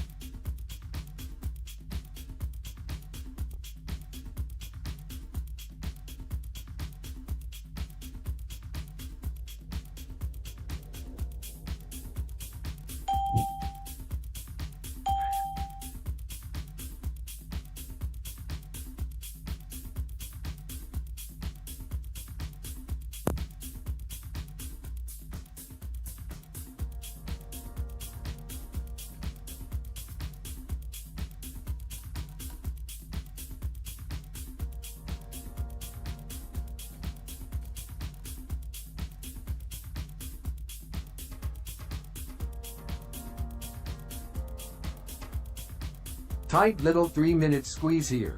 If it fires down, it might give extra momentum to make it into the 4380s. Each Ma Cloud test was swatted back down, and those tests were short entries. We could establish a double bottom and finally push through the Ma Clouds, or roll over for new lows invalidating double bottom. The 3-minute squeeze and the direction it fires will be key. Yep, absolutely. That's kind of what I was trying right there. Was a see if we were going to break the 3-minute squeeze and just get the explosion down. We didn't, so quickly cut it. Managed risk really well on that. Not upset about it at all. Now we're kind of towards the middle of this range, 4,400 to 4,393, 7 points.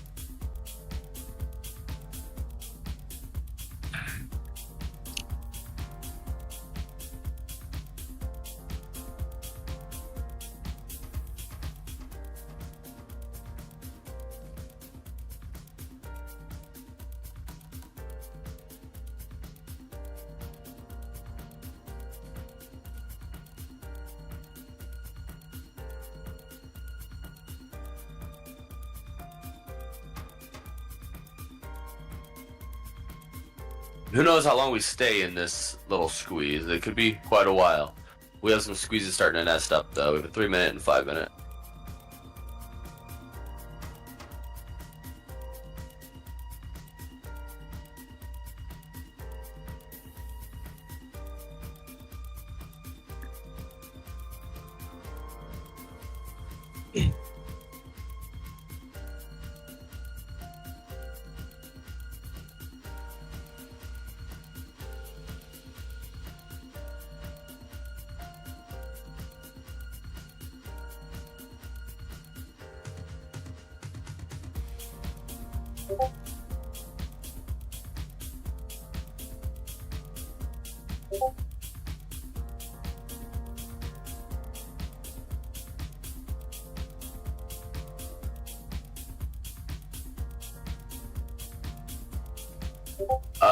Yeah, so in the newbiest terms I can think of is that the 3-minute candles are trading in a very tight range.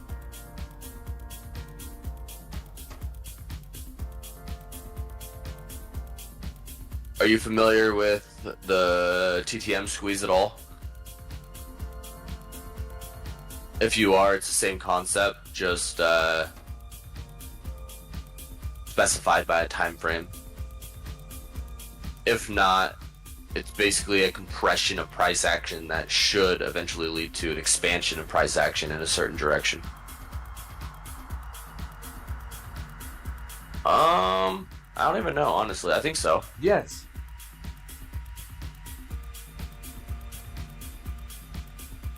It is, but again, we have our own version here as well that it gives you at every single time frame that you would want to see it in. So I definitely would recommend our version of it, but yes.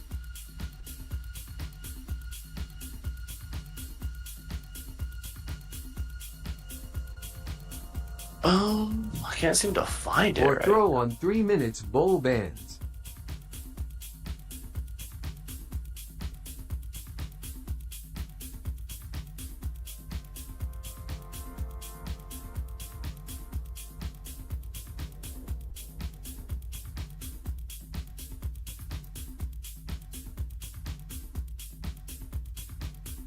Let's see, I should be able to find it.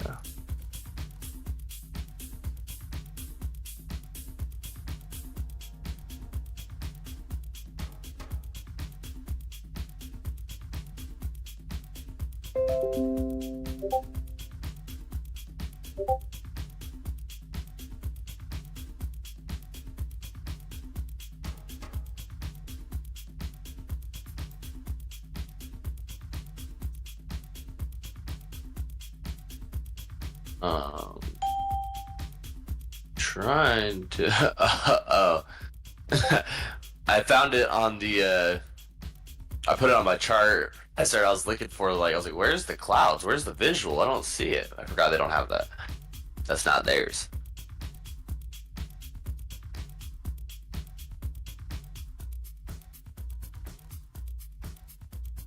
Yeah, that's what I was looking for on the regular study. I was like, I don't see it.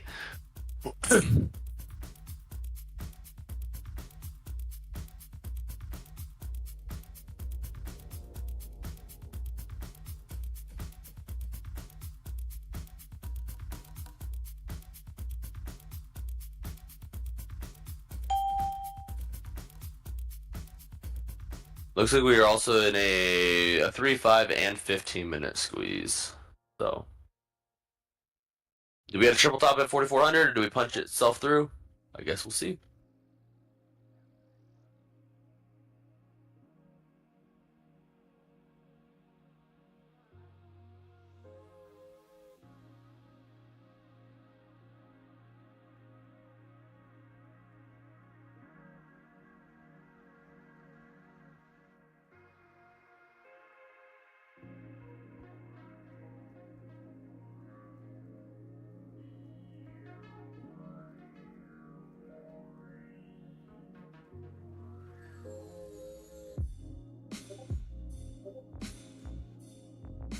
Those are squeeze clouds. They represent when we have been in a tight range and the Bollinger Bands are closing in around price action.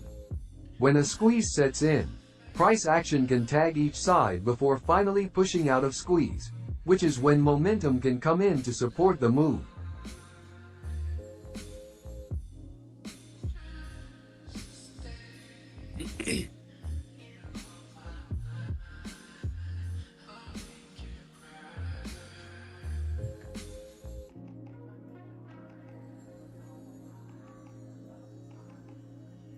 We tag top, dip to bottom, bounce to top. Yeah, now we're kind of at top right now. You know, do we get this rejection? It's possible, but we're at 4,400 where we have. I may take a small shot, but again, I just don't necessarily. I don't like taking the trade over and over and over and over because eventually it will fail. But that's what has been working. If we do get through, I do think we can try to accelerate again, guys. I think my upside target is like VWAP if we start to get through this level. We've been holding these golden EMAs. We're above the 21 SMA, above the Ichimoku Cloud now. We've put in some higher lows. We had a fake flush and a double bottom on the day. A double bottom could then be strong enough to punch us through 4,400, which could lead to some serious upside, at least up to VWAP.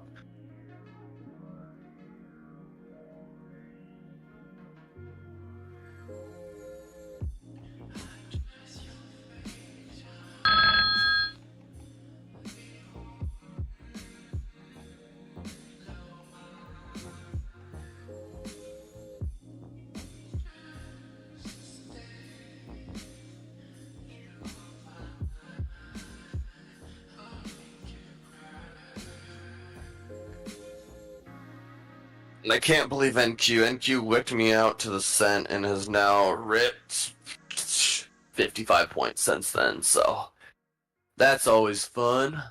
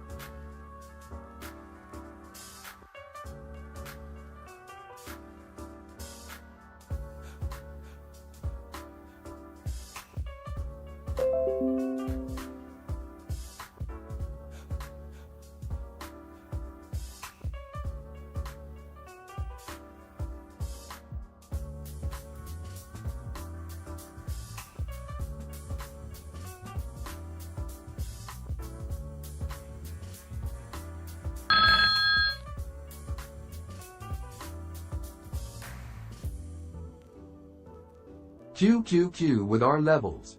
The purple midline down has held low of day on QQQ.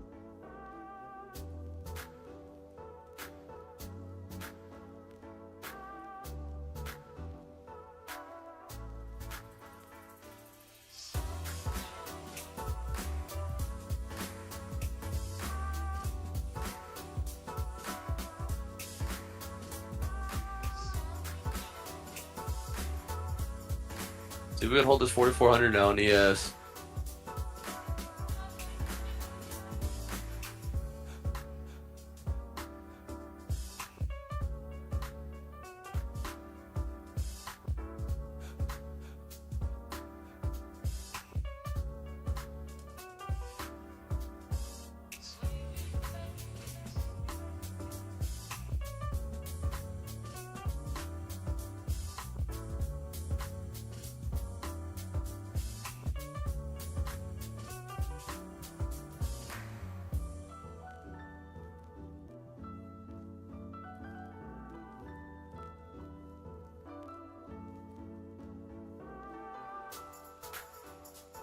Order filled. We'll look to get long here, guys, on ES. We do have some lower highs we need to break, and we need to hold this 4,400-ish level, but I like it. If we can punch through here, we have pre-market low at 4,403 that we need to get through, and then my target above is still VWAP, so see what we got in the tank here.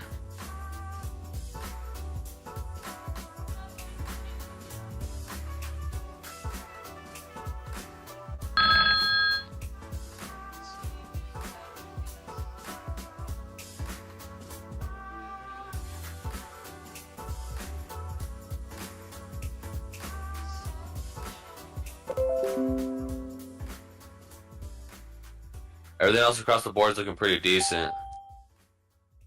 There we go, already up a couple points there. Full target, 5 more points. Watch trend line from highs. Yeah, I already have us kind of breaching that right now. Looking to see if we can hold above it. We're up at 44.04 now, guys, up 3 points. Moving my stop to profit and see if we can just get this run up.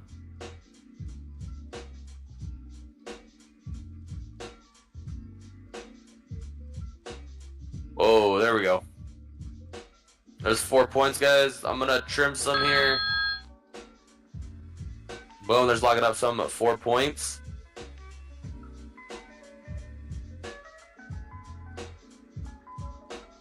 And I actually accidentally got all out of that, so click the close button. I try to, my head, it says close, so I'm closing what my quantity is, but no, it closes the whole position. So, oh well, guys, really nice trade there. Quick 5 points.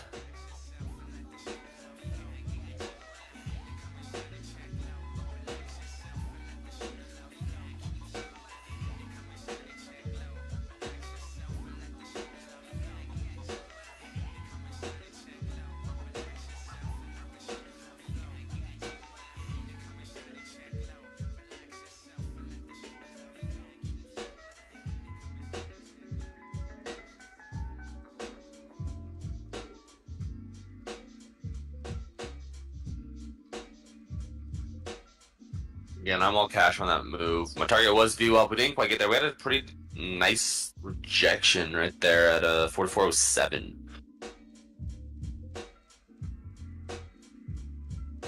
If we get a retest of 4400, I might be interested in trying to take another long, but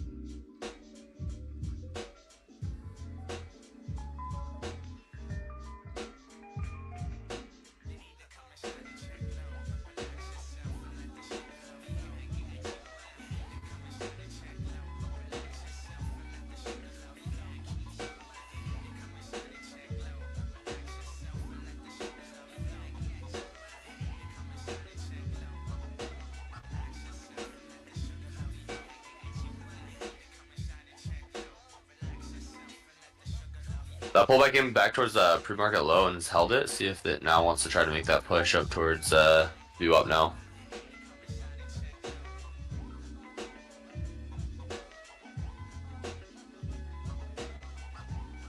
YM is at VWAP, NQ's at VWAP. Still upset with that NQ trade, guys. That was a massive trade if I was still in, but it's okay.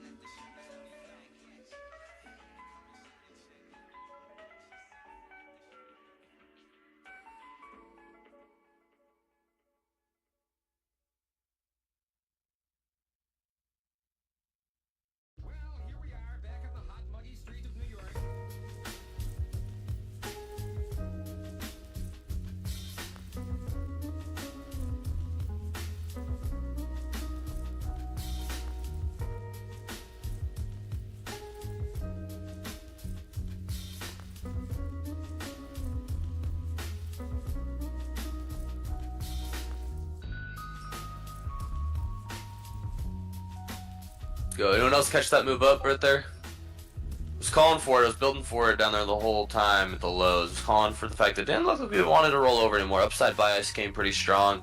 Double bottom. Called out to avoid the 4400 short on the third test. Ripped through. Nice move up.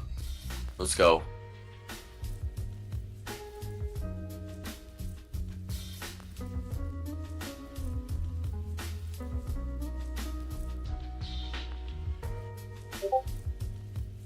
Nice, great call out.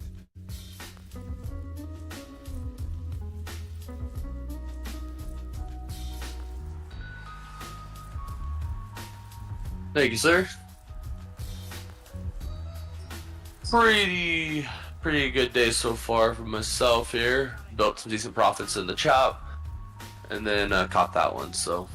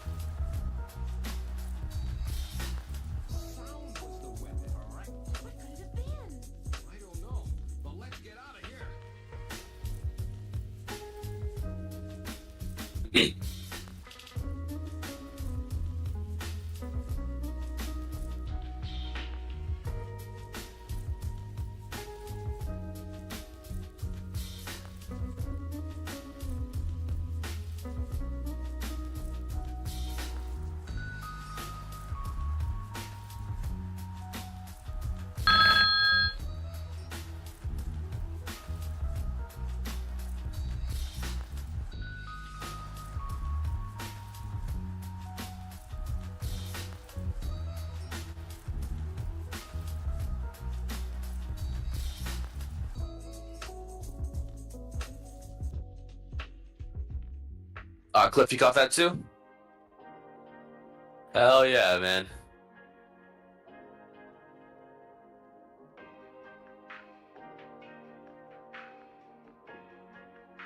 Let's go.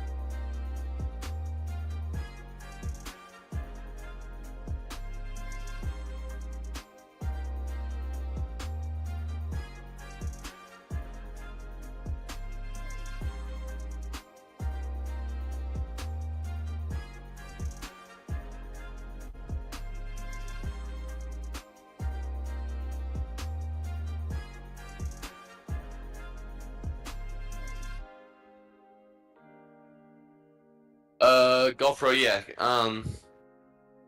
So, and again, I'm trading futures, not calls. So, Professor's kind of touching on it right there. Basically, we had the double bottom on SPY, or I was watching ES to be exact. So, if you're trading options, SPY is kind of the vehicle that you would use for that. Meanwhile, we were using the squeezes as reversal potential at the bottoms. We weren't breaking. And then on top of that, like as I was calling out earlier, there was no real volume, even on the big sells or big down moves. And I've just been around the game for years and have seen this action and seen this movement for years and years and years. That's why I've said to not short the 4,400 for the third time, because eventually it's going to give out. And, you know, I feel like we've probably all been there where it's like, oh, you short it once, you short it twice, and maybe you don't do it. And then the one time you do it, it rips through, and now you're irritated because it hit your stop loss, and why did it work every other time? And now that I'm in, it's not working, da-da-da-da-da. Well, the reason is here is sellers were starting to get thin. I was seeing that on the tape. I was seeing that through the volume. I thought we'd push ourselves through. And it kind of, and again, when we were talking about the squeeze earlier, we were seeing a contraction of price action. We weren't moving very much. We were moving in a tight range. So once you get out of that contraction, you're going to see that expansion. And usually it's pretty aggressive. Q, the move we saw once we got through 4,400, it was a pretty aggressive move. So initially I saw us get through 4,400. We came back and retested 4,400. I got in at 4,401, risking a breakdown below 4,400. And then we just exploded through it. We got to pre-market low. My target was VWAP. Which we didn't get quite there, at least yet, but was able to capture about 5 points on that really quickly on a really nice trade. So that's all different things that were going on in my head, kind of as a checklist as the trade was progressing. You know, how is the volume looking? What structural patterns are we doing? Another thing too is if you look at, you zoom out a bit and you look at the day, we had a trend line from the highs at the opening range. So basically just now that we were respecting, that we were not breaking out of, we were rejecting it 1, 2, 3, and that would have been the fourth time. and we pushed through with volume and got through. So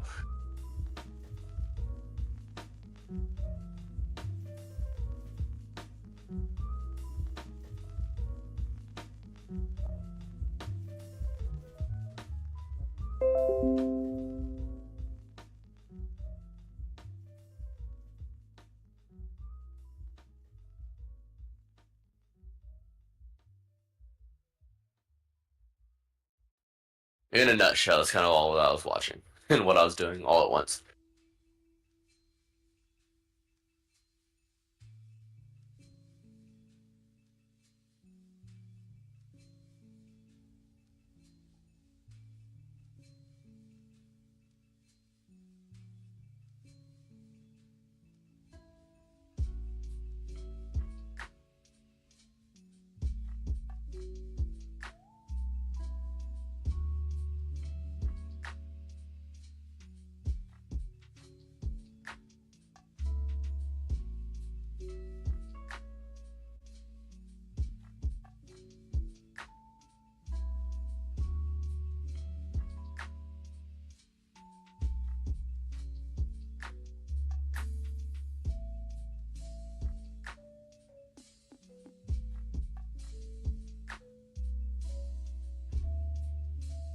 Yeah.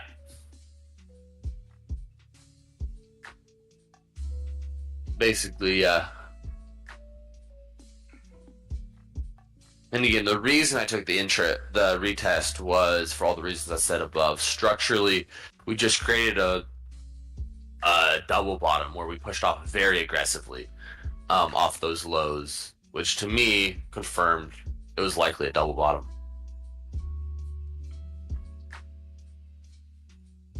With how aggressive we pushed off it.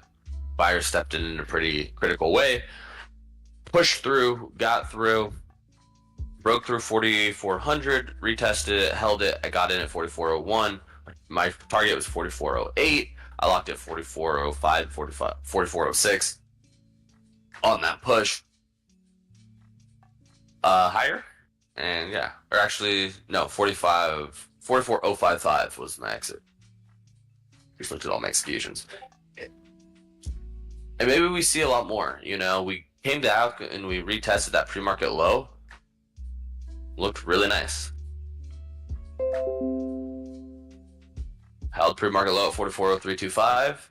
Now potentially trying to push the view up. Do we reject there? Potentially. Do we get through? Potentially.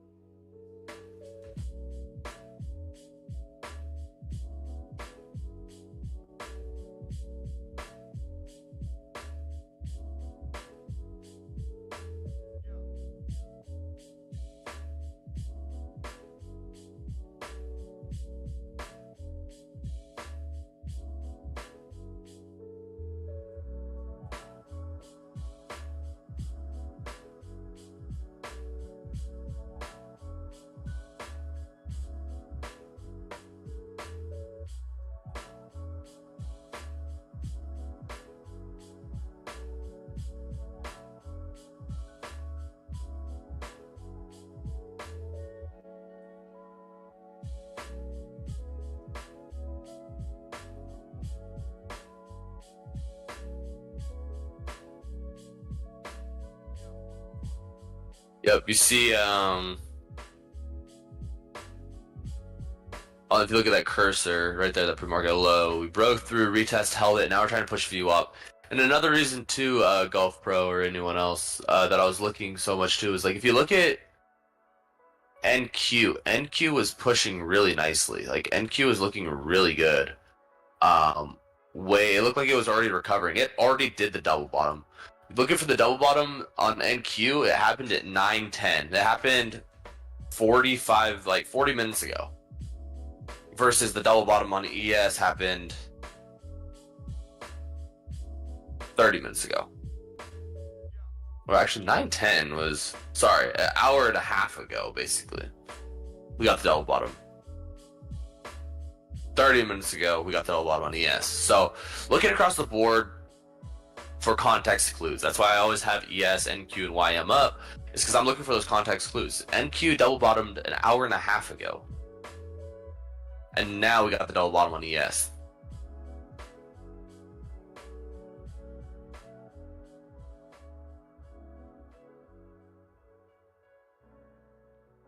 And, you know, as longer you're around the game, you start to understand and realize things like the fact that NQ typically will drag the market more than YM. So I put more emphasis on NQ doing that, considering that that will likely lead for the market to eventually break the consolidation. And, yeah. And then back to the whole squeeze things, it's obviously a very basic and like simple concept, but when we're just going sideways in a 7-point range for an hour straight, it's pretty simple. Eventually, this range is either going to break up or this range is going to break down. What reasons or what catalysts or what's the thesis for each direction? And as we were starting to chop and chop and chop and chop, the upside thesis started to have a lot more merit and a lot more reason than the downside. So that's why I was very adamant on, like, you know, this does look like we're going to try to recover, does look like we're going to try to, you know, hold, and yeah.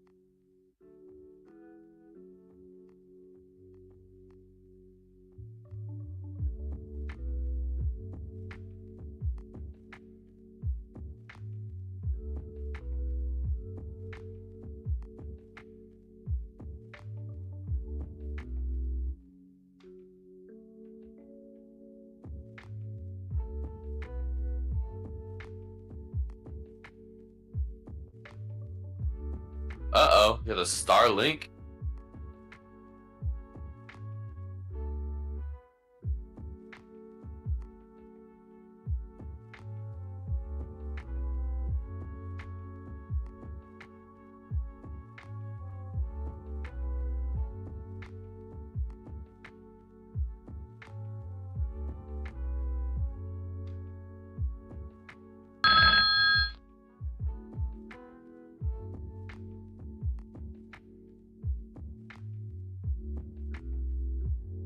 What's the setup look like on that?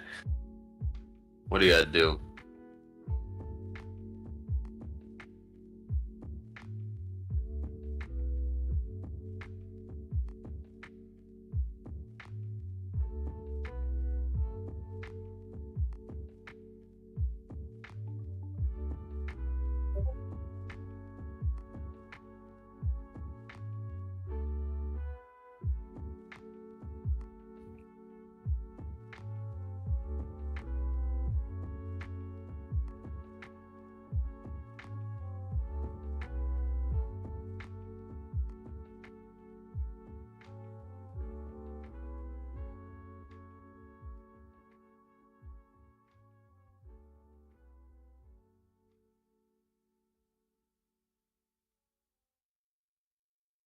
Term speed. Hope so. Hope so. How how like easy were you able to get something like that? I mean, I haven't kept up with it as much. I know I've seen people like put it on their cars and stuff that people like in their vans and travel. I thought that was super cool, but I didn't know like the availability on it. Is there like a vetting process that you have to apply for, or is it kind of just like you buy it, or how's that work?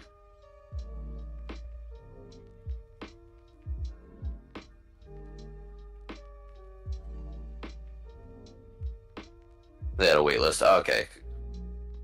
How long did you have to stay on the wait list? Oh, damn. I'd be excited too then. Said 3 years in the making.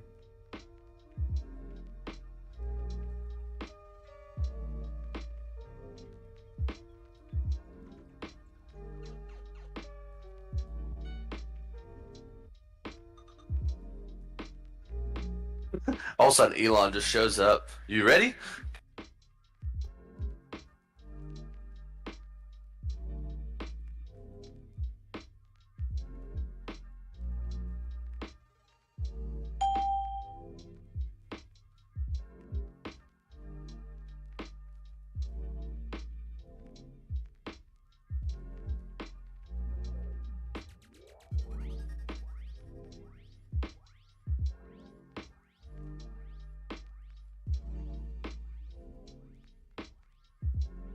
And I was just talking the other day about souping up. Oh, there it is. I opened up Google, and this big old van is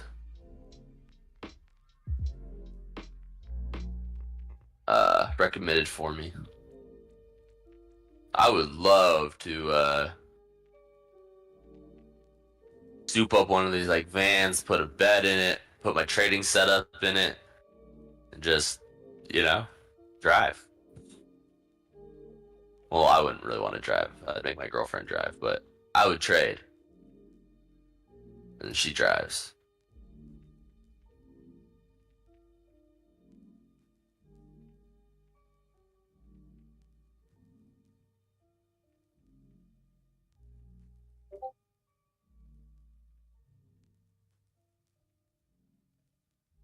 Yeah, right? I said pull over!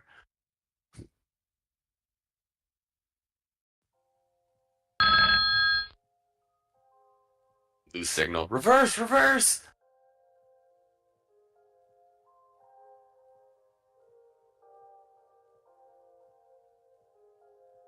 I probably have to downsize my setup though right now. I use like a whole 4 monitors, and I don't necessarily need 4 monitors, it's just a luxury. Um, but that'd be cool though. Let's talk about the other day. Yeah. Look, I'll show you this thing really quick. The reason I literally brought it up to my girlfriend the other day because she loves like the mountains and all that kind of stuff, So I saw this the other day. Hold on, copy.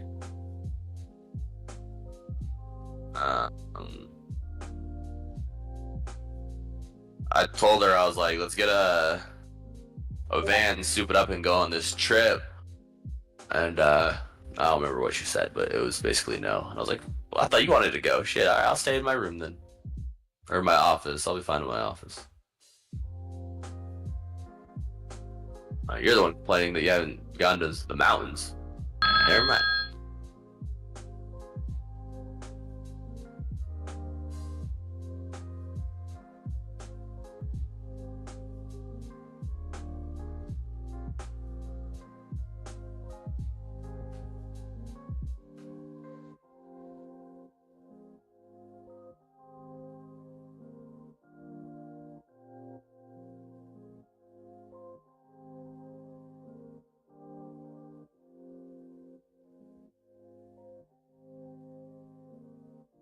Starlink for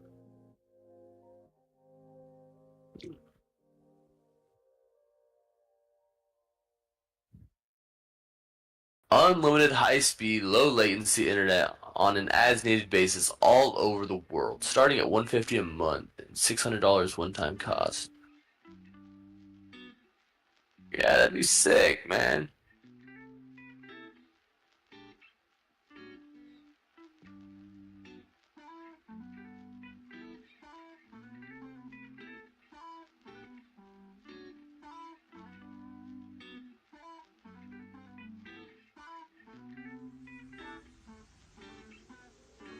It's a live look at me trading right here. Boom. See, it looks enjoyable. I don't know why I did it 3 times, but oh, she said it would take a lot of gas. That was her response. I said, well, yeah, you're right. Way to be insightful.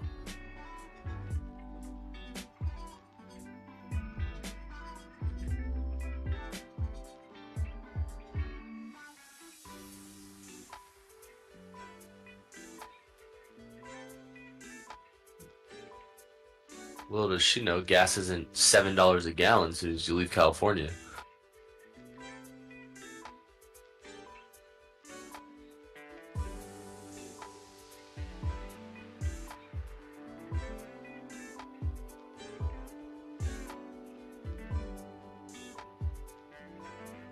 That's cool, man. I'm excited. Hopefully it's relatively easy to set up, and hopefully that connection is superb.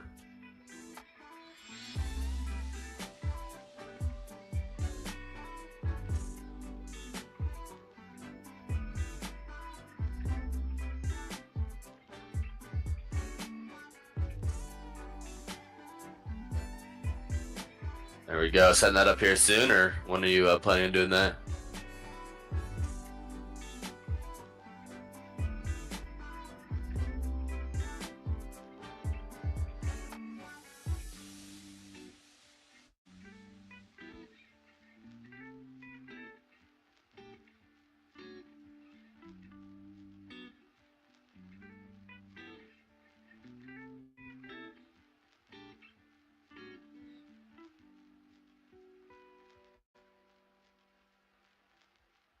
Oh yeah. Trying to decide if you skip golf.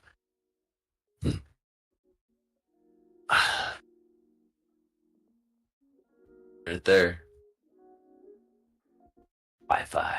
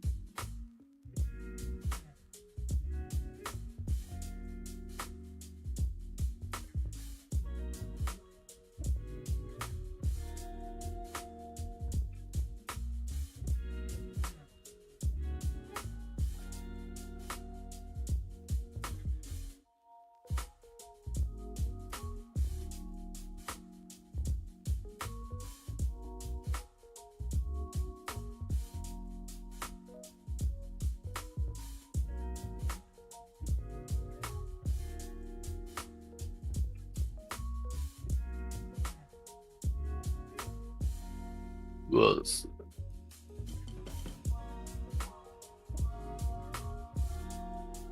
They're going to just retest this pre-market low-level guys on ES. I'm not sure I'm even going to look for another trade today. It's been a relatively decent day again here. Probably going to lock in the profits and solidify that. And the only way you can do that is by being done trading and turning off the computer. So that's likely what I'll be doing here.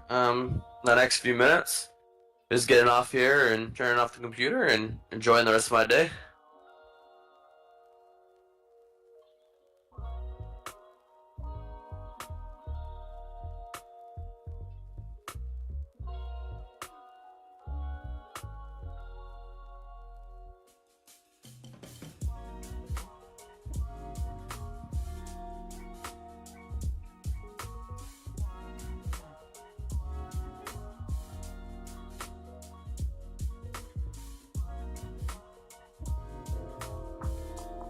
In this video, we'll demonstrate how to set up your Starlink kit. Your kit includes everything you need to connect to the internet. This includes your Starlink, base, 75-foot Starlink cable, 6-foot power cable, and Wi-Fi router. The Starlink base is designed for ground-level installation, or to support a quick start setup to test your internet connection. Many customers find that a permanent or elevated mount provides the best installation and service. Additional mounts and accessories are available on the Starlink shop once your Starlink is ready to ship. To optimize your internet connection, your Starlink requires a clear view of the sky free from obstructions. Here's an example of a bad location. These trees are hiding the Starlink's field of view. Here's a clear section. Notice there are no obstructions. Obstructions are objects that fall within your Starlink's view of the satellites and will cause interruptions in service. To get started, download the Starlink app to customize your network. The first step in setting up your Starlink is to determine the best location. Joe, that's what we were talking about. Built-in tool. Maybe one day, I don't know. Find an ideal location. Probably not. My girlfriend, I proposed it to my girlfriend. She said it's a lot of gas. So, with that new information that she enlightened me upon, maybe not. Picking a location clear of obstructions will help optimize your connection. Once you've discovered the optimal location for your Starlink, following the instructions on the app, connect the correct end of the Starlink cable into the mast. Once connected, position the Starlink in the base. When connecting your cable, do so in a dry environment and confirm that your connector is free of debris and isn't damaged. The bottom of the cable housing should be flush with the mounting line on the dish. Be careful not to force the connector to avoid damage if it's misaligned. It should easily mate. To power up both the Starlink and the router, connect the power cable into the larger rectangular port and the Starlink cable into the smaller circular port on the Starlink. But honestly, I'm pretty happy with just sitting in my office and trading in my office. Starlink Seems to do just fine. Will initially articulate upward through the sky search mode. This means that the Starlink is searching the sky for a connection and may take up to 15 minutes. While Starlink searches for a connection, this is a good opportunity to set up your network. Follow the directions on your app to customize your Starlink. When Starlink finds a connection, you'll see it tilt into its final position. It'll face north if it's in the northern hemisphere, and south if it's in the southern hemisphere. After setting up your network, you can use the app to check the status of your connection. See how we active 4400 may potentially look to take a shot down there on a dip by.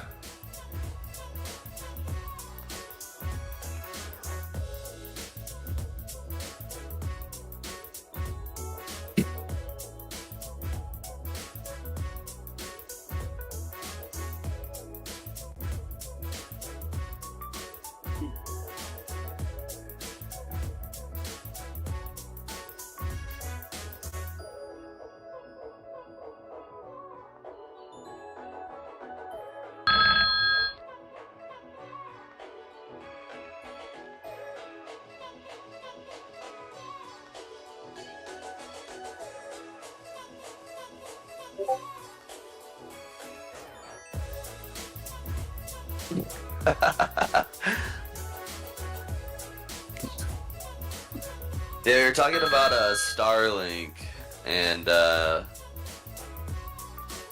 how that would work on the road. I've seen people not use it for trading necessarily, but like I don't know. I've seen people have souped up like vans or something with a bed in it and stuff like that, and they have the Wi-Fi so they can watch Netflix and all that good stuff while they're on the road. So I was like, maybe it'd be interesting.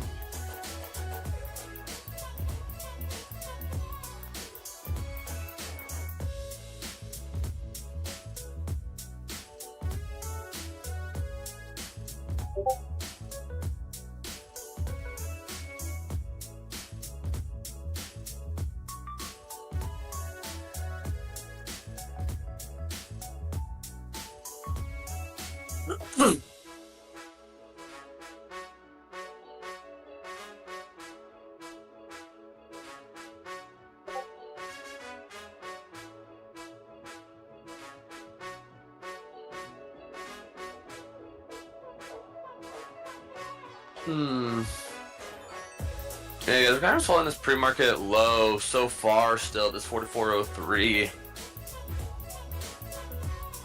I don't feel overly inclined to be too risk adverse here, but if we do come back down towards 4,400, we could potentially look to get long.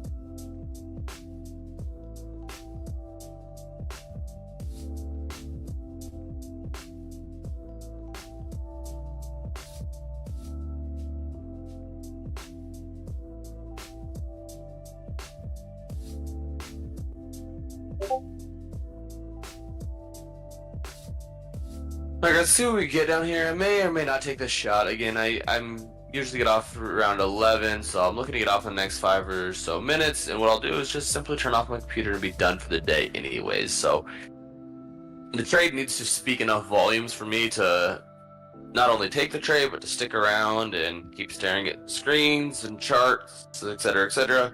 And right now it doesn't make a lot of sense for me.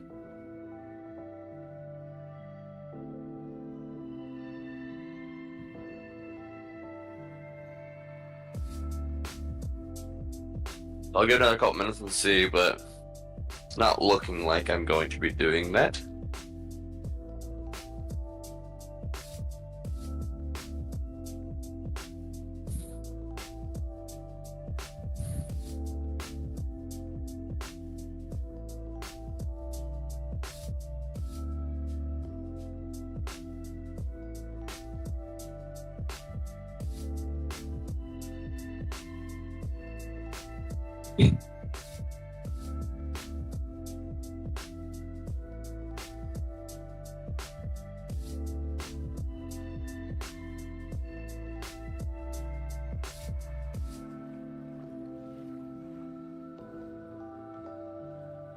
And yeah, we're just gonna say here consolidating on pre-market low at 44.03 for ES, and Q is kind of getting that VWAP chop, as is YM. So with that being said, guys, I'm gonna call it a day. I'm gonna call it a Thursday. I'm gonna get out of here. I hope you guys all have a great rest of your day, and I will see you guys tomorrow. Thank you guys for spending some time with me today. Hope you guys all had a great session, and I will see you guys tomorrow.